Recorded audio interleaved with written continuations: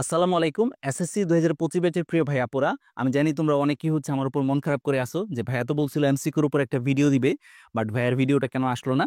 So ভিডিওটা আসলে shoot করতে একটু লেট হয়ে গেছে। আমি আসলে আমার ফুল ফ্যামিলি সহ ঢাকা শিফট করছি, যে কারণে আমার স্টুডিও বা কোনো কিছু রেডি ছিল না। বাট ভাইয়ার মন পড়ে রয়েছে তোমাদের জন্য, যে কারণে আমি শেষ মুহূর্তে চেষ্টা করতেছি নিজের যতটুকু সম্বল আছে সেই সম্বল দিয়ে মোটামুটি একটা এমসিকিউর উপর একটা গুছানো ক্লাস তোমাদের উপহার দিতে। সো লাস্ট মুহূর্তে যারা যেই 100-200 জন আমার ভিডিওটা দেখতেছো, আমি জানি না কয়জন মানুষ আসলে দেখবে। সো তারপরও আমি চেষ্টা করতেছি আমার বেস্টটা দিয়ে একদম যেই যে জায়গাগুলো থেকে এমসিকিউ আসবে সেই জায়গাগুলো তোমাদেরকে দেখা দিতে, ঠিক আছে? সো চলো আমরা ক্লাসটা শুরু করি। আর যারা ক্লাসটা দেখতেছো অবশ্যই স্পিডটা একটু বাড়ায় নাও, তাহলে দ্রুত ক্লাসটা ইনশাল্লাহ শেষ করতে পারবা, ঠিক আছে? আচ্ছা চলো। আর ভিডিওর মাঝে কিছু তোমার ফিলিং ওয়ার্ডস থাকতে পারে, যেহেতু এই ভিডিওতে কোনো ধরনের এডিট থাকবে না। সো সবাই একটু তোমার অ্যাডজাস্ট করে নাও।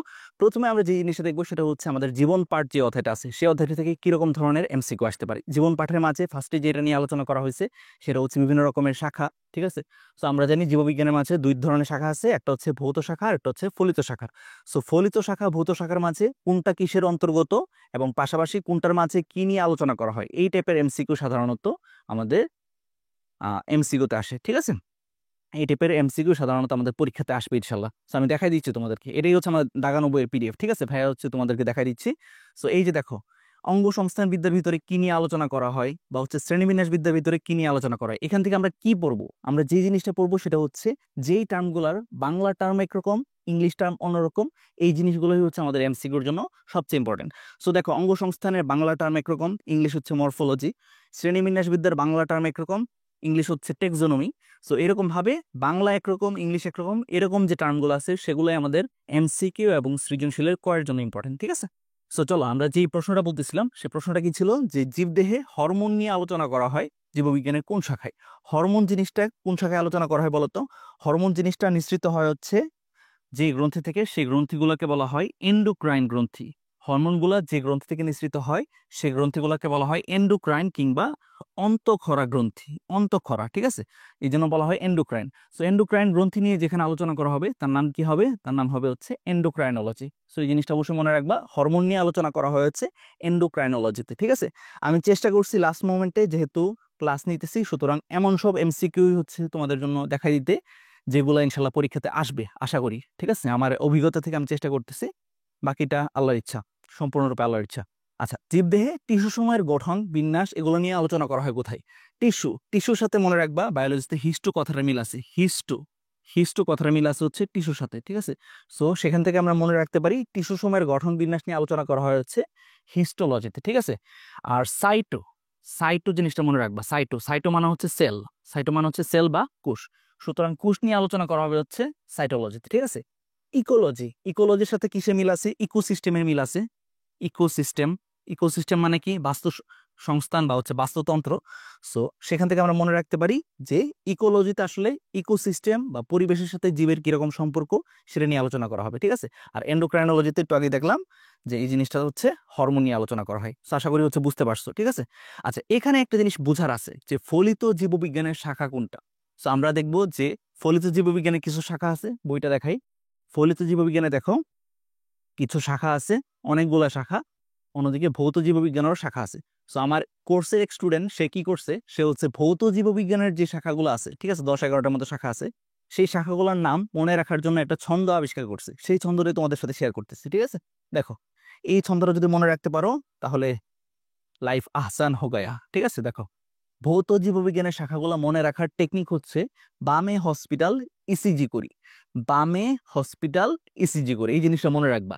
ব দিয়ে বায়োজিওগ্রাফি কিংবা জীবভূগোল, ম দিয়ে মনে রাখবা মরফোলজির কথা, হসপিটালের হ দিয়ে মনে রাখবা হিস্টোলজির কথা বা টিস্যুতন্ত্রের কথা।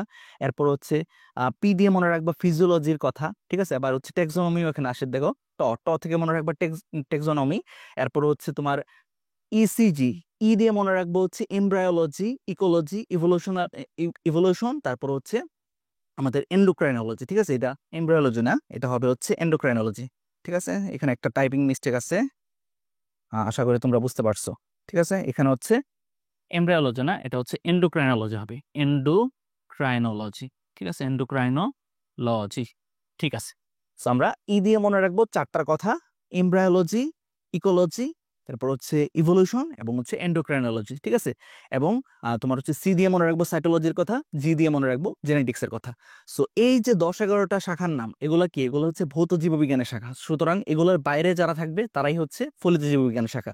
সো এইগুলার বাইরে কোনটা আছে দেখো তো, এগুলোর বাইরে কোনটা আছে আমরা একটু দেখি। এগুলোর বাইরে আছে হচ্ছে এই যে দেখো অণুজীব বিজ্ঞান যেটা আছে, অণুজীব বিজ্ঞান কি এটার ভিতরে ছিল না? সো অণুজীব বিজ্ঞান কি হবে? অণুজীব বিজ্ঞান হবে হচ্ছে ফলিত জীববিজ্ঞানের শাখা। সো সো এরকম ভাবে হচ্ছে তোমরা মনে রাখতে পারবা, ঠিক আছে? আশা করি হচ্ছে বুঝাইতে পারছি। আচ্ছা, দ্রুত কথা বলার কারণে আমার কথা একটু প্যাচে যেয়েছে, আন্তরিকভাবে দুঃখিত। ঠিক আছে, আমার ভিডিও সাধারণত হাইলি এডিটেড হয়, এরকম যে কথাগুলো একটু প্যাচ লাগে সেগুলো আমি কেটে দিই। আচ্ছা, এরপর যে জিনিসটা আসতে পারে এখান থেকে সেটা হচ্ছে নিমফিয়া নৌচালি। এটা কার বৈজ্ঞানিক নাম? নিমফিয়া নৌচালি, খুবই বিখ্যাত। এই জিনিসটা হচ্ছে আমাদের জাতীয় ফুল শাপলার বৈজ্ঞানিক নাম। সো আমরা কিন্তু দেখতে পাচ্ছি এই চ্যাপ্টার থেকে একটা প্যাটার্ন আছে। সেই প্যাটার্নটা কি?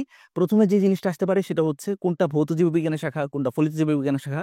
নেক্সটলি যেটা আসতে পারে সেটা হচ্ছে কোনটা কার বৈজ্ঞানিক নাম। সো বৈজ্ঞানিক নামগুলোর যে লিস্টটা আছে সেই লিস্টটা আমরা একটু লাস্ট মোমেন্টে দেখে যাব, ঠিক আছে? লাস্ট মোমেন্টে আমাদের এই জিনিসটা দেখতে হবে, ঠিক আছে? লাস্ট মোমেন্টে আমাদেরকে ওই লাস্টের দিকে দেখবা যে বৈজ্ঞানিক নাম যেগুলো আছে সেগুলো আমাদের একটু দেখতে হবে, ঠিক আছে? বৈজ্ঞানিক নাম যেগুলো আছে একদম লাস্টে দেখো, বৈজ্ঞানিক নাম আছে কিছু 10টা বা 11টা জীবের। সো এই বৈজ্ঞানিক নামগুলো অবশ্যই দেখতে হবে, ঠিক আছে? এগুলো হচ্ছে আমাদের দেখতে হবে। শাপলা, শাপলা হচ্ছে নিমফিয়া নৌচালি। ধান ওরাইজাস সেটিভা, পাট হচ্ছে কর্কোরাস ক্যাপসুলারিস, আম হচ্ছে ম্যাঙ্গিফেরা ইন্ডিকা। সো এই যে তোমার হচ্ছে বৈজ্ঞানিক নামগুলো আছে সেগুলো একটু দেখে যাবা। জবার বৈজ্ঞানিক নাম হচ্ছে হিবিস্কাস রোজা সিনেনসিস। এই কথাগুলো ইম্পর্টেন্ট, ঠিক আছে? মৌমাছিটাও ইম্পর্টেন্ট, এপিস ইন্ডিকা। সো এই জিনিসগুলো অবশ্যই মনে রাখবা, তাহলে ইনশাল্লাহ হয়ে যাবে, ঠিক আছে? আচ্ছা চলো আমরা তাহলে হচ্ছে পরবর্তী কোশ্চেনে চলে যাই। সেটা কি? সেটা হচ্ছে আমাদের আচ্ছা, এই কোশ্চেনটা আবার রিপিট হয়েছে। সো দেখো, ব্যাকটেরিয়াতে কোন অঙ্গাণুটি উপস্থিত? ব্যাকটেরিয়া, ব্যাকটেরিয়া জিনিসটা কি বলতো? ব্যাকটেরিয়া হচ্ছে একটা আদিকোষী জীব। ব্যাকটেরিয়া হচ্ছে একটা আদিকোষী জীব বা প্রোক্যারিওটিক জীব, ঠিক আছে?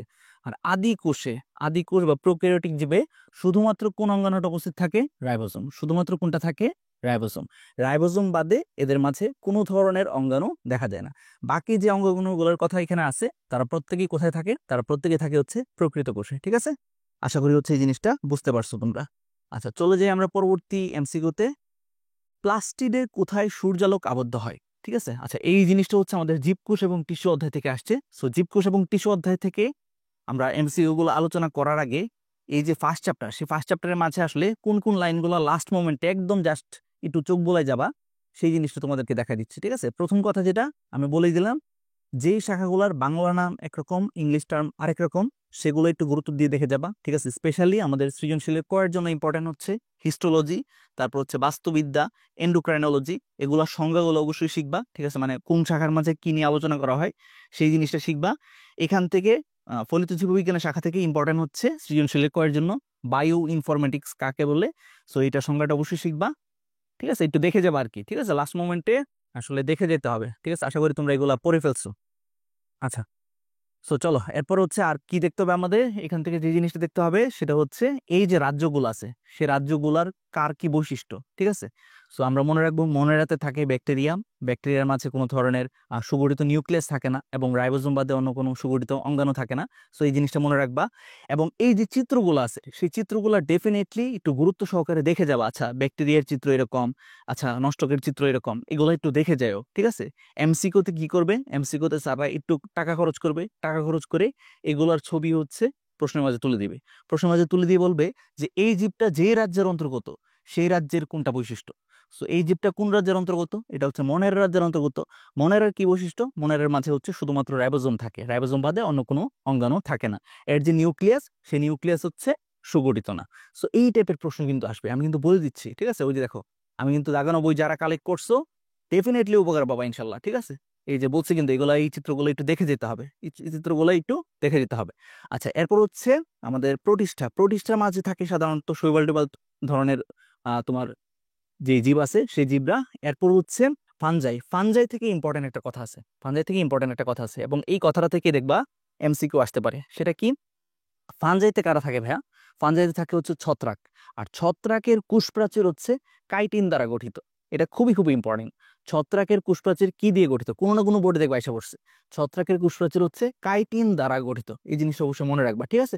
কাইটিন। আর অন্যান্য যে কোষপ্রাচীর আমরা নর্মালি দেখি তারা কিরকম কি জিনিস দ্বারা গঠিত, সেগুলো হচ্ছে সেলুলোজ বা হেমিসেলুলোজ দ্বারা গঠিত, ঠিক আছে? তো এই কথাটা মনে রাখবা। কিন্তু ছত্রাকের কোষপ্রাচীর একটু ব্যতিক্রম। এটার যে কোষপ্রাচীর সেটা হচ্ছে কাইটিন দ্বারা গঠিত, এবং এই যে ছত্রাক টত্রাক আছে তারা হচ্ছে হ্যাপ্লয়েড স্পোর দিয়ে বংশবৃদ্ধি করে। ছত্রাকের উদাহরণগুলো মনে রাখো, ইস্ট, পেনিসিলিয়াম, মাশরুম, ঠিক আছে? এগুলো ইম্পর্টেন্ট। প্লান্টিতে কি থাকে? প্লান্টের যে যৌনজনন সেই জিনিসটা হচ্ছে অ্যানাইসোগেমাস ধরনের। এই কথাটা মনে রাখো। অ্যানাইসোগেমাস মানে হচ্ছে এখানে শুক্রাণু ডিম্বাণুর সাইজ সিমিলার হবে না, ঠিক আছে? আইসো মানে ছিল সমান, অ্যানাইসো মানে হচ্ছে সমান না। কি সমান না? শুক্রাণু ডিম্বাণুর সাইজ সমান না, ঠিক আছে? তো এই জিনিসটা মনে রাখবা। আর এদের মাঝে হচ্ছে আর্কিগোনিয়াম নামক একটা স্ত্রী প্রজনন অঙ্গ থাকে, ঠিক আছে? তো এই কথাটা মনে রাখতে পারলে ইনশাল্লাহ হয়ে যাবে। এনিমেলিয়াতে থাকে এনিমেল অর্থাৎ প্রাণী। প্রাণীদের মাঝে যেহেতু প্লাস্টিড নাই, সুতরাং আমরা বিভিন্ন সোর্স থেকে খাদ্য সংগ্রহ করে থাকি, সুতরাং আমাদের কি বলা হবে? আমাদেরকে বলা হবে হচ্ছে হেটারোট্রফিক। সো এই কথাটা মনে রাখবা, ঠিক আছে? সো এই হচ্ছে কথা, এগুলো মনে রাখতে পারলেই হইল। আর এখানে একটু মনে রাখবা যে কোনটাকে ব্যাকটেরিয়ার রাজ্য বলা হয়। ব্যাকটেরিয়ার রাজ্য বলা হয় হচ্ছে মনে রাখে বলা হয় হচ্ছে ব্যাকটেরিয়ার রাজ্য। এই জিনিসটা অবশ্যই মনে রাখবা, ঠিক আছে? আচ্ছা, সো এটা মনে রাখতে পারলেই মোটামুটি হয়ে যাবে। আর দেখো, মানুষের এই জিনিসগুলো হালকা পাতলা একটু দেখতে পারো। মানুষের বর্গ হচ্ছে প্রাইমেট, ঠিক আছে? এটা মনে রাখতে পারো। মানুষের প্রজাতির নাম হচ্ছে হোমো সেপিয়ান্স, ঠিক আছে? এই কথাটা হালকা পাতলা একটু দেখতে পারো, ঠিক আছে? আচ্ছা, এখান থেকে সিকিউর জন্য ইম্পর্টেন্ট হচ্ছে দ্বিপদ নামকরণের যে নীতিমালাগুলো আছে, ঠিক আছে? এই যে ফার্স্টে হচ্ছে গণ নাম থাকবে, পরে হচ্ছে প্রজাতির নাম থাকবে, পরে হচ্ছে বৈজ্ঞানিক নামগুলো হচ্ছে যদি তুমি প্রিন্ট করো সেক্ষেত্রে ইটালিক ফর্মে থাকতে হবে। যদি বৈজ্ঞানিক নামগুলো তুমি লেখো সেক্ষেত্রে প্রত্যেকটার নিচে হচ্ছে দাগ দিতে হবে। এই কথাগুলো একটু দেখে নিবা। মাঝে মাঝে হচ্ছে সৃজনশীলে এখান থেকে আসতে পারে। এখান থেকে সৃজনশীলে আসতেই পারে হচ্ছে দুইটা টপিক। একটা হচ্ছে যেই রাজ্যগুলো বললাম, কোন রাজ্যের কি বৈশিষ্ট্য, বা দুইটা রাজ্যের মাঝে তুলনা, অথবা হচ্ছে দ্বিপদ নামকরণের নীতিমালা, ঠিক আছে? এই দুইটা জায়গা থেকেই হচ্ছে সিকিউ আসবে। আর এই যে আইসিবিএন, আইসিজেডএন এর পূর্ণরূপটা একটু দেখো। আইসিবিএন মানে হচ্ছে international code of botanical nomenclature, আইসিজেডএন মানে হচ্ছে international code of zoological nomenclature, ঠিক আছে? এই কথাটা একটু মনে রেখো, তাইলে হবে। আর এখান থেকে বললামই যে এই বৈজ্ঞানিক নামগুলো আমরা একটু দেখার চেষ্টা করবো, ঠিক আছে? মনে রেখো যে কলরের জীবনের নাম হচ্ছে ভিব্রিও কলেরি, তাইলেই হবে। মোটামুটি হচ্ছে এখান থেকে যা কমপ্লিট করার আমরা কিন্তু করে ফেলছি। আমাদের চ্যাপ্টার 1 শেষ। এবার আসো হচ্ছে চ্যাপ্টার 2। চ্যাপ্টার 2 থেকে আমরা যে প্রশ্নটা পাইছিলাম যে প্লাস্টিডে কোথায় হচ্ছে সূর্যালোক আবদ্ধ হয়। প্লাস্টিডে আমরা মনে রাখবো স্ট্রোমা। স্ট্রোমা নামক জায়গাতে হচ্ছে এই সূর্যালোক আবদ্ধ হয়। আচ্ছা, স্ট্রোমা না গ্রাম, আমি একটু দেখে নিই। আমার একটু পেস্ট লাগতে পারে এই জায়গাতে। দেখো, আমারই পেস্ট লেগে যাচ্ছে, ঠিক আছে? তাড়াহুড়ার কারণে আমারই পেস্ট লেগে যাচ্ছে। কি একটা অবস্থা। তো চলো, তোমাদের যাতে পেস্ট না লাগে, আমরা লাস্ট মোমেন্টে, যেহেতু এই প্রশ্নটা ইম্পর্টেন্ট, চলো আমরা একটু দেখে নিই, ঠিক আছে? সমস্যা নাই, পরীক্ষাতে ভুল না করলেই হইলো, টেনশন নেওয়ার কারণে, ঠিক আছে? বাইরে যত মানে ইচ্ছা ভুল করো, কোনো সমস্যা নাই। এই যে দেখো, প্লাস্টিডের গ্রানামে, প্লাস্টিডের গ্রানামে, প্লাস্টিডের গ্রানামে হচ্ছে সূর্যালোক আবদ্ধ হয়। প্লাস্টিডের গ্রানামে সূর্যালোক আবদ্ধ হয়, ঠিক আছে? সো এই কথাটা হচ্ছে সৌরভ ভাইয়া ভুল করছিল। এইভাবে মনে রাখতে পারো, যে কোনোভাবে মনে রাখতে পারলেই হইলো। প্লাস্টিডের গ্রানামে সূর্যালোক হচ্ছে আবদ্ধ হয়। আর গ্রানামে সূর্যালোক আবদ্ধ হওয়ার পর সেই যে সূর্যালোকের যে শক্তিটা, সেটাকে কার্বন ডাইঅক্সাইড এবং পানির সহায়তায় হচ্ছে সে খাবারে পরিণত করে। এই ঘটনাটা ঘটে হচ্ছে স্ট্রোমাতে। তাহলে সালোক সংশ্লেষণের গুরুত্বপূর্ণ বিক্রিয়াগুলো কোথায় সংঘটিত হয়?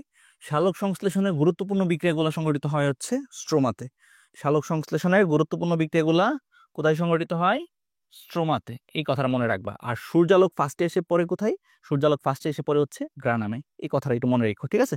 এগুলো হচ্ছে আসলে পেস্ট লাগার মতো জিনিস। আমারই পেস্ট লেগে গেছে, তোমার তো পেস্ট লাগতেই পারে, ঠিক আছে? যে কারণে ভাই কিন্তু বলে দিলাম আসলে কোথায় পেস্ট লাগতে পারে। আচ্ছা চলো, এরপর হচ্ছে আমরা পরের যে স্লাইড, সেই স্লাইডে চলে যাই। কোনটি প্রোটিন সংশ্লেষণ করে? খুবই ইন্টারেস্টিং এবং ইম্পর্টেন্ট একটা প্রশ্ন। প্রোটিন তৈরি কারখানা আমরা মনে রাখবো। প্রোটিন তৈরি কারখানা হচ্ছে রাইবোজোম। প্রোটিন তৈরি কারখানা কি? রাইবোজোম, ঠিক আছে? এই রাইবোজোম ছাড়া অন্য কোনো অঙ্গাণু হচ্ছে কোষের ভিতরে প্রোটিন তৈরি তোমার লাইসেন্স নাই, ঠিক আছে? কোষের মাঝে যেখানে প্রোটিন তৈরি হবে বুঝবা সেখানে হচ্ছে কি আছে? রাইবোজোম আছে। তাহলে ভাইয়া কোনো কোনো জায়গায় তো আমরা দেখছি যে এন্ডোপ্লাজমিক রেটিকুলাম, সেটাও তো প্রোটিন তৈরি করে। আমরা মনে রাখবো কিছু কিছু এন্ডোপ্লাজমিক রেটিকুলামের গায়ে এরকম ভাবে কি লাগানো থাকে? এরকম ভাবে লাগানো থাকে হচ্ছে রাইবোজোম। সেই রাইবোজোম গুলো আসলে হচ্ছে প্রোটিন তৈরি করে, যে কারণে দেখতে মনে হয় যে এন্ডোপ্লাজমিক রেটিকুলাম গুলাই আসলে হচ্ছে প্রোটিন তৈরি করতেছে। বাট আসলে ঘটনাটা কি করে বা কাজটা কি করে? আসলে কাজটা করে হচ্ছে রাইবোজোম। সো প্রোটিন সংশ্লেষণ, এটা যেখানে দেখবা প্রোটিন সংশ্লেষণ করেই হচ্ছে রাইবোজোম। প্রোটিন সংশ্লেষণ না হইলে কোনো কোষই টিকতে পারতো না, যে কারণে ব্যাকটেরিয়ার মতো আদিকোষী জীবেও হচ্ছে রাইবোজোম পাওয়া যায়, প্রকৃতকোষী জীবেও রাইবোজোম পাওয়া যায়। দুনিয়াতে যত কোষ আছে সব কোষে হচ্ছে রাইবোজোম পাওয়া যায়। কিছু পাওয়া যাক বা না যাক, অ্যাটলিস্ট কি পাওয়া যায়? রাইবোজোম পাওয়া যায়। তো এই কথাটা মনে রাখবা, ঠিক আছে? দুনিয়া সব কোষই হচ্ছে রাইবোজোম পাওয়া যায়। আচ্ছা, এই প্রশ্নটাও খুবই ইন্টারেস্টিং।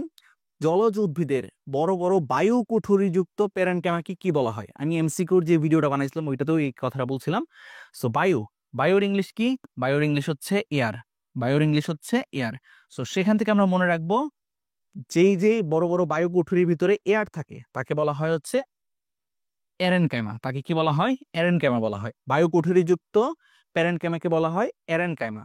ক্লোরোপ্লাস্ট যুক্ত প্যারেনকাইমাকে বলা হয় ক্লোরেনকাইমা। ক্লোরোপ্লাস্ট যুক্ত প্যারেনকাইমাকে বলা হয় ক্লোরেনকাইমা। ঠিক আছে? সো এই কথাটা একটু জেনে রাখো। ক্লোরোপ্লাস্ট আছে সে কারণে হচ্ছে তাকে বলা হয় ক্লোরেনকাইমা। ঠিক আছে? আশা করি তোমাদের মনে থাকবে। চলো আমরা নেক্সট প্রশ্নে চলে যাই। কোনটাকে স্টোন সেল বলা হয়? খুবই ইম্পর্টেন্ট একটা প্রশ্ন। কোনটাকে স্টোন সেল বলা হয়? সো এই যে প্রশ্নগুলো আমরা পড়তেছি সেই প্রশ্নগুলো কোন জায়গা থেকে আসতেছে আমরা একটু দেখার চেষ্টা করি। চলো, কোন জায়গা থেকে আসতেছে আমাদের খুঁজে বের করতে হবে। ঠিক আছে? সো এইগুলো আসতেছে মেইনলি আমাদের টিস্যু যে এলাকাটা আছে সেই টিস্যু এলাকাটা থেকে আসতেছে। সো স্টোন সেল এই জিনিসটা হচ্ছে স্ক্লেরেন কাইমার অন্তর্গত। কোনটার অন্তর্গত? স্ক্লেরেন কাইমার অন্তর্গত। দেখো, স্ক্লেরেন কাইমার মাঝে দুই ধরনের হচ্ছে জিনিস পাওয়া যায়। একটাকে বলা হয় ফাইবার, আরেকটাকে বলা হয় স্ক্লেরাইড। এই যে স্ক্লেরাইড, সেই স্ক্লেরাইড কি বলা হয়? Stone cell. দেখো, দাগানো বই থেকে আসছে না এই প্রশ্নটা? এই প্রশ্নটা কিন্তু দাগানো বই থেকে আসছে।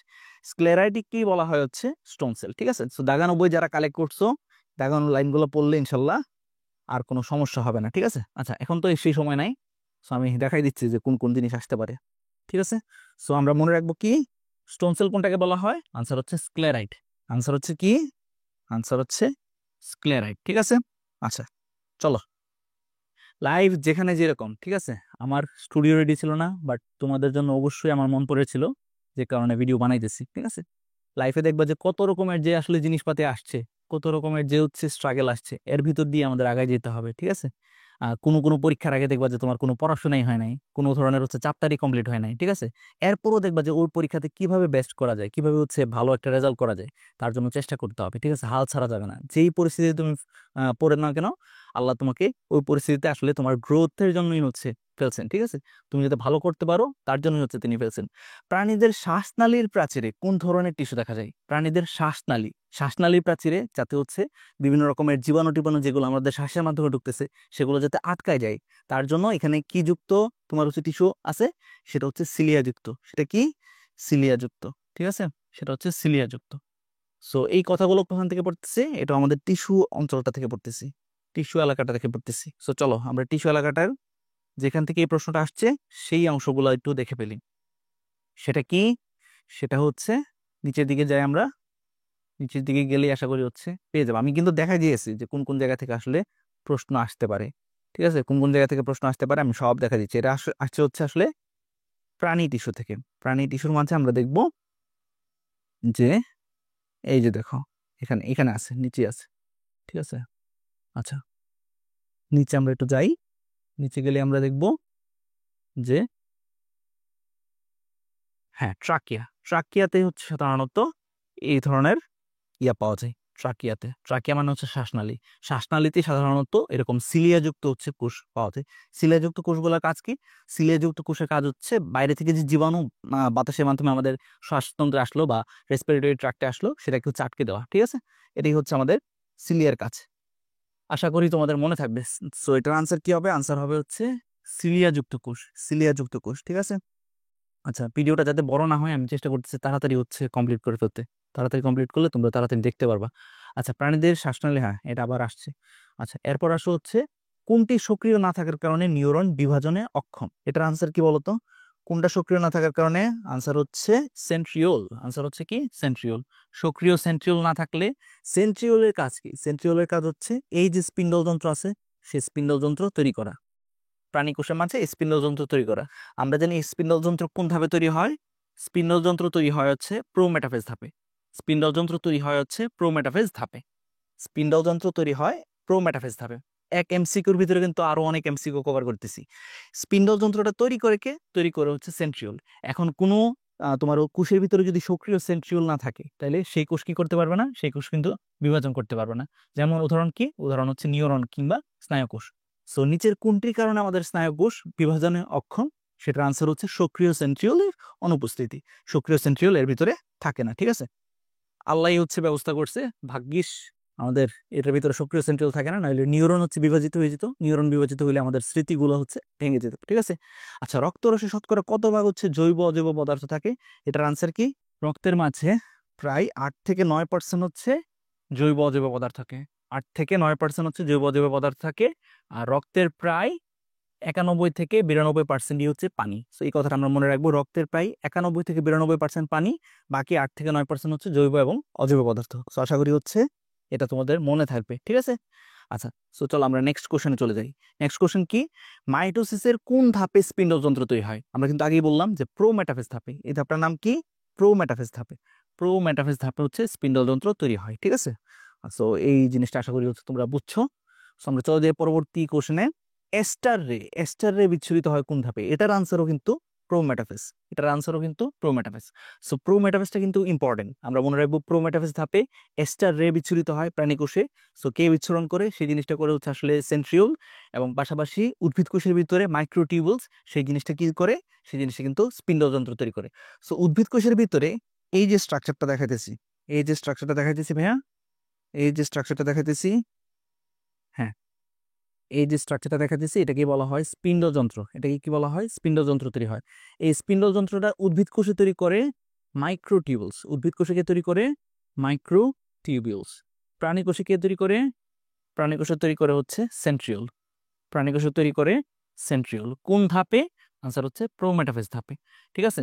সো কোনো উদ্ভিদ কোষে যদি এমন হয় যে মাইক্রোটিউবুলস নাই, তাহলে সেই জিনিসটা কি করতে পারবে না? কোষ বিভাজন করতে পারবে না। কোনো প্রাণী কোষ যেমন নিউরনের ক্ষেত্রে আমরা দেখলাম সক্রিয় সেন্ট্রিওল নাই, সুতরাং সেই জিনিসটা কি করতে পারবে না? কোনো ধরনের কিন্তু কোষ বিভাজন করতে পারবে না। সো আশা করি হচ্ছে বুঝতে পারছো, ঠিক আছে। আচ্ছা, নিউক্লিওলাসের সম্পূর্ণরূপে বিলুপ্তি ঘটে কোন ধাপে? নিউক্লিওলাসের সম্পূর্ণরূপে বিলুপ্তি ঘটে কোন ধাপে? আনসার হচ্ছে মেটাফেজ। এটার আনসার হচ্ছে মেটাফেজ। আমরা মনে রাখবো যে প্রোফেজ থেকে শুরু হয়, প্রোফেজ থেকে এই যে বিলুপ্তি ঘটা নিউক্লিওলাস, নিউক্লিয়ার মেমব্রেন, এগুলোর বিলুপ্তি ঘটা শুরু হয়, শুরু হয় শুরু হয় কোথায়? শুরু হয় কিন্তু প্রোফেজ ধাপ থেকে, ঠিক আছে। আর একদম সম্পূর্ণরূপে বিলুপ্তি ঘটে কোন ধাপে? সম্পূর্ণরূপে বিলুপ্তি ঘটে হচ্ছে মেটাফেজ ধাপে। সম্পূর্ণরূপে বিলুপ্তি ঘটে মেটাফেজ ধাপে। সো আশা করি হচ্ছে এই জিনিসটা বুঝতে পারছো। চলো আমরা নেক্সট কোশ্চেনে চলে যাই। সাবমেটাসেন্ট্রিক ক্রোমোজোমের আকৃতি দেখতে কিরকম? আমরা মনে রাখবো ক্রোমোজোম সেই জিনিসটা হতে পারে কয় রকমের? ক্রোমোজোম হতে পারে 4 রকমের, ঠিক আছে। সো যেটা হচ্ছে মেটাসেন্ট্রিক, মেটাসেন্ট্রিক আমরা এরকম ভাবে লিখে ফেলি, মনে মনে মাথা মাঝে লিখে ফেলি যে মেটাসেন্ট্রিক, সাব মেটাসেন্ট্রিক, এক্রোসেন্ট্রিক, টেলোসেন্ট্রিক, ঠিক আছে, টেলোসেন্ট্রিক। সো এইগুলো আমরা মনে রাখবো, এইভাবে মনে রাখবো মেটাসেন্ট্রিক, সাবমেটাসেন্ট্রিক, এগ্রোসেন্ট্রিক, টেলোসেন্ট্রিক। এরপর এটার সাথে আমরা মনে রাখবো ভি, এল, জে, আই, ঠিক আছে। সো এভাবে মনে রাখবা মেটা, সাবমেটা, এক্রো, টেলো। এরপর মনে রাখবা ভি, এল, জে, আই, কোনটার সাথে কোনটা মিলে সেই জিনিসটা আনসার হবে, ঠিক আছে। সাবমেটাসেন্ট্রিক তাহলে কোনটা মিলে? সাবমেটাসেন্ট্রিক হচ্ছে এল, সো আনসার হচ্ছে কি? এল, ঠিক আছে। সো এই জিনিসটা আশা করি বুঝতে পারছো। চলো আমরা নেক্সট কোশ্চেনে চলে যাই। নেক্সট কোশ্চেন হচ্ছে কোন ভাইরাস ক্যান্সার সৃষ্টিতে সাহায্য করে? আমরা জানি যে অনিয়ন্ত্রিত মাইটোসিস, এটা মনে রাখবা, অনিয়ন্ত্রিত মাইটোসিসের কারণে, অনিয়ন্ত্রিত, এটা কিন্তু সৃজনশীলের খ নাম্বারেও আসতে পারে, যে টিউমার কিভাবে সৃষ্টি হয় বা টিউমার সৃষ্টি হয় কেন বা অর্বুদ সৃষ্টি হয় কেন? আমরা মনে রাখবো অনিয়ন্ত্রিত মাইটোসিসের কারণে। অনিয়ন্ত্রিত মাইটোসিসের কারণে হচ্ছে টিউমার সৃষ্টি হয়, ঠিক আছে। অনিয়ন্ত্রিত মাইটোসিসের কারণে কি সৃষ্টি হয়? টিউমার সৃষ্টি হয় বা অর্বুদ সৃষ্টি হয়, বাংলাতে বললে অর্বুদ সৃষ্টি হয়। আচ্ছা, এখন এই যে টিউমার, সেই টিউমার যদি ফুল দেহের মাঝে ছড়াই পড়তে পারে, সেই ক্ষমতা যদি টিউমারের থাকে, টিউমার ধরো এখানে হয়েছে, হওয়ার পর সমগ্র দেহে ছড়াই পড়ছে, ওই ক্ষমতা যদি টিউমারটা থাকে, তখন সেই জিনিসটাকে বলা হবে হচ্ছে ক্যান্সার। তখন সেই জিনিসটাকে কি বলা হবে? ক্যান্সার বলা হবে। আর এই টিউমার এবং ক্যান্সার সেটা আসলে নানান রকম কারণেই হইতে পারে। তবে এর ভিতরে কিছু কিছু ভাইরাসও দায়ী আছে। যেমন একটা ভাইরাসের নাম হচ্ছে হিউম্যান পেপিলোমা ভাইরাস, ঠিক আছে, বা এইচপিভি। এই সংক্ষিপ্ত টার্মগুলো একটু মনে রেখো, অনেক সময় প্রশ্নে ফুল জিনিসটাও আসতে পারে অথবা এরকম সংক্ষিপ্ত জিনিসও আসতে পারে, ঠিক আছে। এইচআইভি মানে কি? Human immunodeficiency virus. HBV মানে কি? Hepatitis B virus, rotavirus এবং হচ্ছে এইচপিভি বা হচ্ছে হিউম্যান পেপিলোমা ভাইরাস। ঠিক আছে, সো এই কথাটা একটু মনে রাখবা। সো হিউম্যান পেপিলোমা ভাইরাসের E6 এবং E7 নামক জিনের কারণে হচ্ছে দেখা গেছে যে অনিয়ন্ত্রিত মাইটোসিস ঘটে। অনিয়ন্ত্রিত মাইটোসিসের ফলে টিউমার সৃষ্টি হয়, সেই টিউমার ছড়াই পড়তে পারে, সুতরাং আলটিমেটলি তৈরি হয় হচ্ছে ক্যান্সার। ঠিক আছে, তো আশা করি হচ্ছে তোমরা কিন্তু বেসিকটাও জেনে যাচ্ছ। এই ক্লাসটা আর একটু আগে নিতে পারলে খুবই ভালো লাগতো। ঠিক আছে, আগে নিতে পারলে ভিউ অনেক বেশি হইতো। সো প্রিভিউ কার না ভালো লাগে? ঠিক আছে, এই সুযোগে এসএসসির সুযোগে তো অনেক অনেক প্ল্যাটফর্ম প্রিভিউ পাইয়া হচ্ছে উপরে উঠে গেছে। যাই হোক, আমার আসলে সীমাবদ্ধতার কারণে নিতে পারি নাই। আচ্ছা, নিচের কোনটিতে মিওসিস ঘটে? নিচের কোনটিতে মিওসিস? মিওসিস মানে কি? এমন একটা কোষ বিভাজন যেটা হচ্ছে ক্রোমোজোম সংখ্যা হ্রাস করে দিই, ক্রোমোজোম সংখ্যা হ্রাস করে দিই কিংবা হাফ করে দিই। ঠিক আছে, মাতৃকোষের অর্ধেক করে দিই। সো মাতৃকোষের অর্ধেক করে ক্রোমোজোম, এই জিনিসটা বা এই বিভাজনটা কোথায় ঘটে? আনসার হচ্ছে উদ্ভিদের পরাগধানীতে। উদ্ভিদের পরাগধানীর মাঝে পরাগ মাতৃকোষ বলে একটা জিনিস আছে। সো ওই পরাগ মাতৃকোষে মিওসিস ঘটে। মিওসিস ঘটলে হচ্ছে আলটিমেটলি সেখান থেকে আস্তে আস্তে পরাগরেণুর সৃষ্টি হয়। ঠিক আছে, আচ্ছা, ভ্রূণমুকুল, বর্ধনশীল পাতা, মূলের অগ্রভাগ, এগুলোতে কি ঘটে? এগুলোতে ঘটে হচ্ছে মাইটোসিস। এগুলোতে কি ঘটে? মাইটোসিস ঘটে। ঠিক আছে, তো আশা করি হচ্ছে এগুলো মনে রাখবা তোমরা। আচ্ছা, চলে যাই আমরা নেক্সট কোশ্চেনে।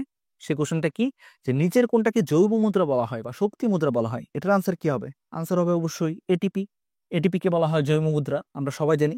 ঠিক আছে, তো আশা করি হচ্ছে এই জিনিসটা তোমাদের মনে থাকবে। এটার ব্যাখ্যাও কিন্তু আসতে পারে যে এটিপি কে কেন হচ্ছে জৈব মুদ্রা বলা হয়, কারণ এটা হচ্ছে ফসফোরাইলেশন ডিফসফোরাইলেশন করতে পারে। সো ফসফোরাইলেশন ডিফসফোরাইলেশনের মাধ্যমে সে কোষের জন্য যখন প্রয়োজন তখন শক্তি জমা রাখতে পারে, কোষের জন্য যখন প্রয়োজন তখন শক্তি দিয়ে দিতে পারে। অনেকটা ব্যাটারির মতো কাজ করে, যে কারণে এটাকে বলা হয় হচ্ছে জৈব মুদ্রা। এটাকে কি বলা হয়? জৈব মুদ্রা বা বায়োলজিক্যাল কয়েন বলা হয়। ঠিক আছে, আচ্ছা, আশা করি হচ্ছে এই জিনিসটা মনে থাকবে তোমাদের।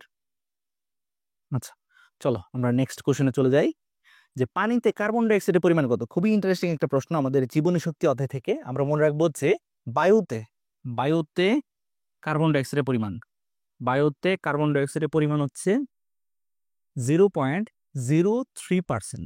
0.03%। অন্যদিকে পানিতে পানিতে কার্বন ডাই অক্সাইডের পরিমাণ, পানিতে কার্বন ডাই অক্সাইডের পরিমাণ অনেক বেশি থাকে, 0.3%। ঠিক আছে, সো এই টাইপের প্রশ্নই কিন্তু সাধারণত তোমার এসএসসি পরীক্ষায় করা হয়। ঠিক আছে, অপশনগুলো একটু পেঁচাই দেওয়া হয়। ঠিক আছে, সো আমরা কিন্তু সাবধানতার সাথে দেখাবো। বায়ুতে কার্বন ডাই অক্সাইড থাকে হচ্ছে 0.03%, অন্যদিকে পানিতে থাকে হচ্ছে 0.3% মাত্র। সো যেহেতু পানিতে কার্বন ডাই অক্সাইড বেশি না, সো কার্বন ডাই অক্সাইড যদি বেশি থাকে, কার্বন ডাই অক্সাইড থেকেই তো শর্করা তৈরি হয় বা সালোক সংশ্লেষণ হয়। কার্বন ডাই অক্সাইড প্লাস পানি, ক্লোরোফিল, আলোর উপস্থিতিতে কি তৈরি করে? শর্করা তৈরি করে। সো এমন একটা উদ্ভিদ যে কিনা বেশি বেশি কার্বন ডাই অক্সাইড পাইতেছে, সে তাহলে কি করবে? সে কিন্তু বেশি বেশি সালোক সংশ্লেষণ করবে। বেশি বেশি কার্বন ডাই অক্সাইড পাইলে বেশি বেশি সালোক সংশ্লেষণ করবে। সো বেশি বেশি কার্বন ডাই অক্সাইড কে পাইতেছে? পাইতেছে হচ্ছে পানিতে থাকা উদ্ভিদ। সো আমরা সেখান থেকে মনে রাখতে পারি, পানিতে থাকা যে উদ্ভিদগুলা, ফর এক্সাম্পল কচুরিপানা, কচুরিপানা, পানিতে থাকা উদ্ভিদগুলা বা কচুরিপানাতে সালোক সংশ্লেষণের হার বেশি, সালোক সংশ্লেষণের হার বেশি, সালোক সংশ্লেষণের হার বেশি। ঠিক আছে, এই কথাটা মনে রাখবা। সালোক সংশ্লেষণ বেশি হয় কোথায়? জলজ উদ্ভিদে। কারণ কি? পানিতে কার্বন ডাই অক্সাইডের পরিমাণ বেশি। So, আমরা যদি হচ্ছে সালোক সংশ্লেষণের বিক্রিয়াটা দেখি, কার্বন ডাই অক্সাইড প্লাস হচ্ছে পানি ইকুয়াল টু হচ্ছে এখানে ক্লোরোফিল থাকবে, সূর্যালোক থাকবে, লাইট থাকবে, এখান থেকে তৈরি হবে হচ্ছে গ্লুকোজ। ঠিক আছে, এখান থেকে তৈরি হবে C6H12O6 কিংবা গ্লুকোজ। সো এখানে দেখো, কোনো একটা উদ্ভিদ যদি বেশি বেশি পরিমাণে কার্বন ডাই অক্সাইড পায়, তাহলে সে বেশি বেশি পরিমাণে কি তৈরি করবে? গ্লুকোজ কিংবা তোমার হচ্ছে শর্করা তৈরি করবে, অর্থাৎ তার সালোক সংশ্লেষণের হার বেশি হবে। তো আমরা কিন্তু দেখতেছি যে কচুরিপানা যেহেতু পানিতে থাকে, পানিতে থাকা মানে কি? পানিতে থাকা মানে হচ্ছে সে বেশি পরিমাণ হচ্ছে কার্বন ডাই অক্সাইড পায়। সো সে বেশি পরিমাণে কার্বন ডাই অক্সাইড পাইলে সে বেশি পরিমাণে কি তৈরি করবে? গ্লুকোজ তৈরি করবে, বা তার সালোক সংশ্লেষণের হারটা হচ্ছে বেশি হবে। ঠিক আছে, সো আশা করি হচ্ছে তোমরা এই জিনিসটা বুঝতে পারছো। সো চলো আমরা নেক্সট কোশ্চেনে চলে যাই। নেক্সট কোশ্চেন কি, C3 উদ্ভিদের প্রথম স্থায়ী যৌগ কোনটা? C3, আমরা মনে রাখবো C3। C3 কথাটা কেন বলা হয়? কারণ এটার মাঝে তৈরি হওয়া প্রথম স্থায়ী যৌগটা হচ্ছে 3 কার্বন বিশিষ্ট। 3 কার্বন বিশিষ্ট, 3 কার্বন বিশিষ্ট কোন যৌগটা? সেটা হচ্ছে 3 ফসফোগ্লিসারিক অ্যাসিড কিংবা 3 কার্বন বিশিষ্ট 3 ফসফোগ্লিসারিক অ্যাসিড, 3PGA। ঠিক আছে, এটা তৈরি হয়। তো আমরা মনে রাখবো C3 উদ্ভিদের প্রথম স্থায়ী যৌগ হচ্ছে ফসফোগ্লিসারিক অ্যাসিড বা 3 ফসফোগ্লিসারিক অ্যাসিড। অন্যদিকে C4 উদ্ভিদের প্রথম স্থায়ী পদার্থ হচ্ছে 4 কার্বন বিশিষ্ট, 4 কার্বন বিশিষ্ট অক্সালো অ্যাসিটিক অ্যাসিড। এই কথাগুলো মনে রাখবা, এখান থেকে কিন্তু আমাদের এমসিকিউ আসতে পারে। চলো আমরা পরের যে কোশ্চেন আছে সেই কোশ্চেন চলে যাই। নিচের কোনটা একটা C3 উদ্ভিদ? আমরা জানি যে হচ্ছে আখ, ভুট্টা, তারপর হচ্ছে মুথা ঘাস, এগুলা কি? আখ, ভুট্টা, মুথা ঘাস, এগুলো হচ্ছে C4 উদ্ভিদ, এগুলো হচ্ছে C4 উদ্ভিদ। সুতরাং এদের বাইরে যেটা অর্থাৎ পাট, পাট হচ্ছে C3 উদ্ভিদ। আমরা জাস্ট হচ্ছে C4 উদ্ভিদের নামগুলো মনে রাখবো, কারণ C4 উদ্ভিদ কম পরিমাণে আছে। সো আখ, ভুট্টা, মুথা ঘাস এগুলো হচ্ছে C4 উদ্ভিদ, এদের বাইরে যারা থাকবে তারা হচ্ছে C3 উদ্ভিদ। ঠিক আছে, সো এই জিনিসটা মনে রাখবা। আচ্ছা চলো আমরা নেক্সট কোশ্চেনে চলে যাই। নেক্সট কোশ্চেন কি? শ্বসনের জন্য উত্তম তাপমাত্রা কোনটা? আমরা মনে রাখবো শ্বসনের জন্য, এটা খুবই ইম্পর্টেন্ট। মনে রাখবা কি যে শ্বসনের জন্য উত্তম তাপমাত্রা, বোর্ডও ফাইজলামি শুরু করছে। শ্বসনের জন্য উত্তম তাপমাত্রা, শ্বসনের জন্য উত্তম তাপমাত্রা হচ্ছে 20 থেকে 45 ডিগ্রি সেলসিয়াস। 20 থেকে 45 ডিগ্রি সেলসিয়াস শ্বসনের জন্য উত্তম তাপমাত্রা হচ্ছে 20 থেকে 45 ডিগ্রি সেলসিয়াস। অন্যদিকে শালক সংশ্লেষণের জন্য, শালক সংশ্লেষণের জন্য উত্তম তাপমাত্রা হচ্ছে 22 থেকে 35 ডিগ্রি সেলসিয়াস। 22 থেকে 35 degree Celsius. So optimum temperature গুলোর মান অবশ্যই মনে রাখতে হবে। শ্বসনের জন্য উত্তম তাপমাত্রা হচ্ছে 20 থেকে 45 ডিগ্রি সেলসিয়াস, অন্যদিকে শালক সংশ্লেষণের জন্য উত্তম তাপমাত্রা হচ্ছে 22 থেকে 35 ডিগ্রি সেলসিয়াস। সো এটার আনসার কি হবে? শ্বসনের জন্য উত্তম তাপমাত্রা হচ্ছে 20 থেকে 45। আশা করি হচ্ছে ইনশাল্লাহ মনে থাকবে তোমাদের। আচ্ছা নেক্সট কোশ্চেন, এক অণু FADH2 সমান কত অণু এটিপি? আমরা মনে রাখবো এক অণু NADH2, NADH2, এক অণু NADH2 সমান হচ্ছে 3 অণু এটিপি, 3 অণু এটিপি। এক অণু FADH2, এক অণু FADH2 ইকুয়াল টু 2 অণু এটিপি। এক অণু জিটিপি সমান এক অণু এটিপি। ঠিক আছে, এই কনভার্সনগুলো মনে রাখবা, যে কোনোটাই আসতে পারে। এখানে আসছে FADH2 কথা। সো FADH2 আমরা জানি যে এক অণু FADH2 ইকুয়াল টু 2 অণু এটিপি। সো আশা করি হচ্ছে তোমরা বুঝতে পারছো। চলো আমরা নেক্সট কোশ্চেনে চলে যাই। শালক সংশ্লেষণের স্বাভাবিক তাপমাত্রা আমরা একটু আগে দেখালাম, সেটা হচ্ছে 22 থেকে 35 ডিগ্রি সেলসিয়াস। চলো আমরা নেক্সট কোশ্চেনে চলে যাই। সো সবাত শোষণের ক্রেবস চক্রে এক অণু গ্লুকোজ থেকে নিট কত অণু এটিপি তৈরি হয়? এই কনভার্সন গুলো হচ্ছে আমাদের জন্য ইম্পর্টেন্ট। ঠিক আছে, সো কনভার্সন গুলো আমরা কোথায় পাবো ভাইয়া? কনভার্সন গুলো আমরা একটু লাস্ট মোমেন্টে দেখে যাব। এই যে সবাত শোষণের যে হচ্ছে তোমার যে প্রবাহ চিত্র আছে, সে প্রবাহ চিত্র ঠিক নিচেই হচ্ছে এই কনভার্সন গুলো আছে। ঠিক আছে, প্রবাহ চিত্রটা কোথায় চলো দেখি। এখানে আমরা প্রবাহ চিত্র পেয়ে যাব। সো প্রবাহ চিত্র যেটা আছে, এই যে প্রবাহ চিত্র যেটা আছে সেটা ঠিক নিচেই হচ্ছে আমাদের নিট এটিপির হিসাব নিকাশ। ঠিক আছে, এই যে দেখো ক্রেবস চক্র, ক্রেবস চক্র একটু খেয়াল করো। এই যে দেখো ক্রেবস চক্র, সেই ক্রেবস চক্রের মাঝে কত অণু নিট এটিপি তৈরি হচ্ছে? 18 + 4 + 2 = তোমার 24 অণু। ঠিক আছে, 8 4 12 মানে 22, আর হচ্ছে 2 এ 24 অণু এটিপি। সো ক্রেবস চক্রে নিট কত অণু এটিপি তৈরি হয়? আনসার হচ্ছে 24 অণু। আশা করি হচ্ছে বুঝতে পারছো। ঠিক আছে, এই নিট এটিপির হিসাব নিকাশগুলা আমাদের ইম্পর্টেন্ট, এখান থেকে এমসিকিউতে প্রশ্ন আসতে পারে ইনশাল্লাহ। ঠিক আছে, সো এটা হচ্ছে আনসার কত হবে? 24 হবে। ঠিক আছে, চলো আমরা নেক্সট কোশ্চেনে চলে যাই। নেক্সট কোশ্চেন কি? এক অণু NADH2 = 3 অণু এটিপি, এটা কোথায় ঘটে? এই বিক্রিয়াটা, এই কনভার্সনটা সেটা কোন কোন ধাপে হয়? সেই জিনিসটা হয় কিন্তু ইলেকট্রন প্রবাহ সিস্টেমে বা ইটিসিতে। সো ইটিসির ধাপটা কোথায় হয়? ইটিসির ধাপটা কিন্তু সংঘটিত হয় হচ্ছে মাইটোকন্ড্রিয়ায়। ইটিসির ধাপটা সংঘটিত হয় হচ্ছে মাইটোকন্ড্রিয়ায়। ঠিক আছে, শুধুমাত্র গ্লাইকোলাইসিস যে জিনিসটা, গ্লাইকোলাইসিস ঘটে হচ্ছে সাইটোপ্লাজম। সাইটোপ্লাজমে ঘটে শুধুমাত্র গ্লাইকোলাইসিস। শ্বসনের মাঝে 4টা ধাপ: গ্লাইকোলাইসিস, অ্যাসিডাল কোয়ে সৃষ্টি, ক্রেবস চক্র এবং হচ্ছে ইলেকট্রন প্রবাহ সিস্টেম বা ইলেকট্রন প্রবাহতন্ত্র। সেই 4টা ধাপের মাঝে প্রথম যে ধাপ, প্রথম ধাপটা হচ্ছে গ্লাইকোলাইসিস। শুধুমাত্র সেই গ্লাইকোলাইসিসটা ঘটে হচ্ছে সাইটোপ্লাজমে। বাকি লাস্টের যে 3টা ধাপের কথা বললাম সেটা ঘটে হচ্ছে মাইটোকন্ড্রিয়াতে। সো মাইটোকন্ড্রিয়াতে যেহেতু শ্বসনের এই গুরুত্বপূর্ণ 3টা ধাপ ঘটে এবং এই 3টা ধাপের কারণেই যেহেতু হচ্ছে বিক্রিয়ার মাধ্যমে হচ্ছে শক্তি তৈরি হয়, এজন্য কিন্তু মাইটোকন্ড্রিয়াকে বলা হয় কোষের শক্তিঘর কিংবা পাওয়ার হাউস। কোষের শক্তিঘর কিংবা হচ্ছে পাওয়ার হাউস। ঠিক আছে, পাওয়ার হাউস। সো চলো আমরা লাস্ট মোমেন্টে চেষ্টা করতেছি যতটুকু সম্ভব টানা যায়। ঠিক আছে, আচ্ছা নিচের কোনটা শ্বসনের অভ্যন্তরীণ প্রভাব? অভ্যন্তরীণ মানে কি বলতো? অভ্যন্তরীণ মানে হইতেছে এটা ভিতরে থাকতে হবে, উদ্ভিদের ভিতরে থাকতে হবে। সো ভিতরে কোনটা থাকে বলতো? ভিতরে থাকে হচ্ছে কার্বন ডাইঅক্সাইড। ঠিক আছে, সো চলো আমরা এটা দেখে নেই একদম শিওর হওয়ার জন্য। শ্বসনের অভ্যন্তরীণ প্রভাব, এটা হচ্ছে বাহ্যিক প্রভাব দেখলাম। অভ্যন্তরীণ প্রভাব হচ্ছে অজৈব লবণ। অজৈব লবণ জিনিসটা হচ্ছে অভ্যন্তরীণ প্রভাব। ঠিক আছে, আমার দেখো একটু ভুল হয়ে গেছে কিন্তু। সো শ্বসনের অভ্যন্তরীণ প্রভাব হচ্ছে অজৈব লবণ। অজৈব লবণ থেকে সাধারণত সে হচ্ছে অভ্যন্তরীণ ভাবে তার শ্বসনের ক্ষেত্রে ভূমিকাটা সে পেয়ে থাকে। ঠিক আছে, সো এখানে কিন্তু অবশ্যই সতর্ক থাকতে হবে আমাদের। শ্বসনের অভ্যন্তরীণ প্রভাবক হচ্ছে অজৈব লবণ, শ্বসনের অভ্যন্তরীণ প্রভাবক হচ্ছে অজৈব লবণ, ঠিক আছে। বাকি যে প্রভাবকগুলো বলছি সেগুলো হচ্ছে বাহ্যিক প্রভাবক, ঠিক আছে, বাহ্যিক প্রভাবক। সো আমি ওইরকম ভাবে চিন্তা করতেছিলাম যে কার্বন ডাইঅক্সাইড সম্ভবত এর ভিতরে যেহেতু তৈরি হইতেছে বা ভিতরে হচ্ছে আছে, সেজন্য হচ্ছে কিন্তু কার্বন ডাইঅক্সাইড তো সে আবার পরিবেশ থেকে সংগ্রহ করে, সুতরাং কার্বন ডাইঅক্সাইড হচ্ছে বাহ্যিক প্রভাবক হবে, ঠিক আছে, হ্যাঁ। সো এখানে আনসার কি হবে? আনসার হবে হচ্ছে অজৈব লবণ, ঠিক আছে। আচ্ছা, সো চলো আমরা নেক্সট কোশ্চেনে চলে যাই। নেক্সট কোশ্চেন কি, যে নিচের কোনটা হচ্ছে উদ্ভিদের মাইক্রোনিউট্রিয়েন্ট? মাইক্রোনিউট্রিয়েন্ট, মাইক্রো মানে কি? মাইক্রো মানে হচ্ছে ছোট। উদ্ভিদে আমরা মনে রাখবো বায়োলজিতে মাইক্রো কথাটা যেখানে পাবো, মাইক্রো মানে হচ্ছে ছোট, মাইক্রো মানে হচ্ছে ছোট। আর ম্যাক্রো কথাটা যেখানে পাবো, ম্যাক্রো মানে হচ্ছে বড়, ম্যাক্রো মানে হচ্ছে বড়। সো আমরা মনে রাখবো উদ্ভিদের ভিতরে মাইক্রোনিউট্রিয়েন্ট মাত্র হচ্ছে 6টা, যেহেতু ছোট বা কম, সুতরাং তার জন্য আমরা মনে রাখবো মাইক্রোনিউট্রিয়েন্ট হচ্ছে 6টা, ম্যাক্রোনিউট্রিয়েন্ট হচ্ছে মোটামুটি থাকে কয়টা? মোটামুটি 10-11টার মতো থাকে, ঠিক আছে। সো আমরা মনে রাখবো যে মাইক্রোনিউট্রিয়েন্টের নামগুলো যদি মনে রাখতে পারি, তাহলে ওটার বাইরে যারা থাকবে, সেই 6টার নাম যদি আমরা মনে রাখতে পারি, ওটার বাইরে যারা থাকবে তারা সবাই হচ্ছে ম্যাক্রোনিউট্রিয়েন্ট। সো চলো আমরা এটা দেখে নেই। আমরা মাইক্রোনিউট্রিয়েন্টের নামগুলো মনে রাখার জন্য এরকম ভাবে মনে রাখবো যে জিমের মোবাইল কোথায় ছিল। জিম নামে একটা ব্যক্তির কথা চিন্তা করো, বা তোমার হচ্ছে কোনো একটা ছেলের কথা চিন্তা করো, জিমের মোবাইল কোথায় ছিল, এই কথাটা যদি মনে রাখতে পারো তাহলে হবে। জিমের জ দিয়ে মনে রাখতে পারো জিঙ্কের কথা, এরপর ম দিয়ে মনে রাখতে পারো ম্যাঙ্গানিজের কথা, এরপর ম দিয়ে আবার মনে রাখতে পারো মলিবডেনামের কথা, বা মোবাইল দিয়ে মনে রাখতে পারো ব দিয়ে মনে রাখতে পারো বোরনের কথা, এরপর হচ্ছে কই, কই থেকে মনে রাখতে পারো কপারের কথা, এবং ছিল, ছিল জিনিসটাকে ইংলিশে লিখলে এরকম সিএল মনে হয়, সো সেখান থেকে মনে রাখতে পারো ক্লোরিনের কথা, ঠিক আছে। সো জিমের মোবাইল কোথায় ছিল বা কই ছিল, এই কথাটা থেকে আমরা মাইক্রো নিউট্রিয়েন্ট, ঠিক আছে, বা মাইক্রো পুষ্টি উপাদান যেগুলো আছে সেগুলোর কথা মনে রাখতে পারি। সো এই 6টা উপাদানের বাইরে যেগুলো থাকবে তাদেরকে আমরা বলতে পারি হচ্ছে ম্যাক্রো উপাদান।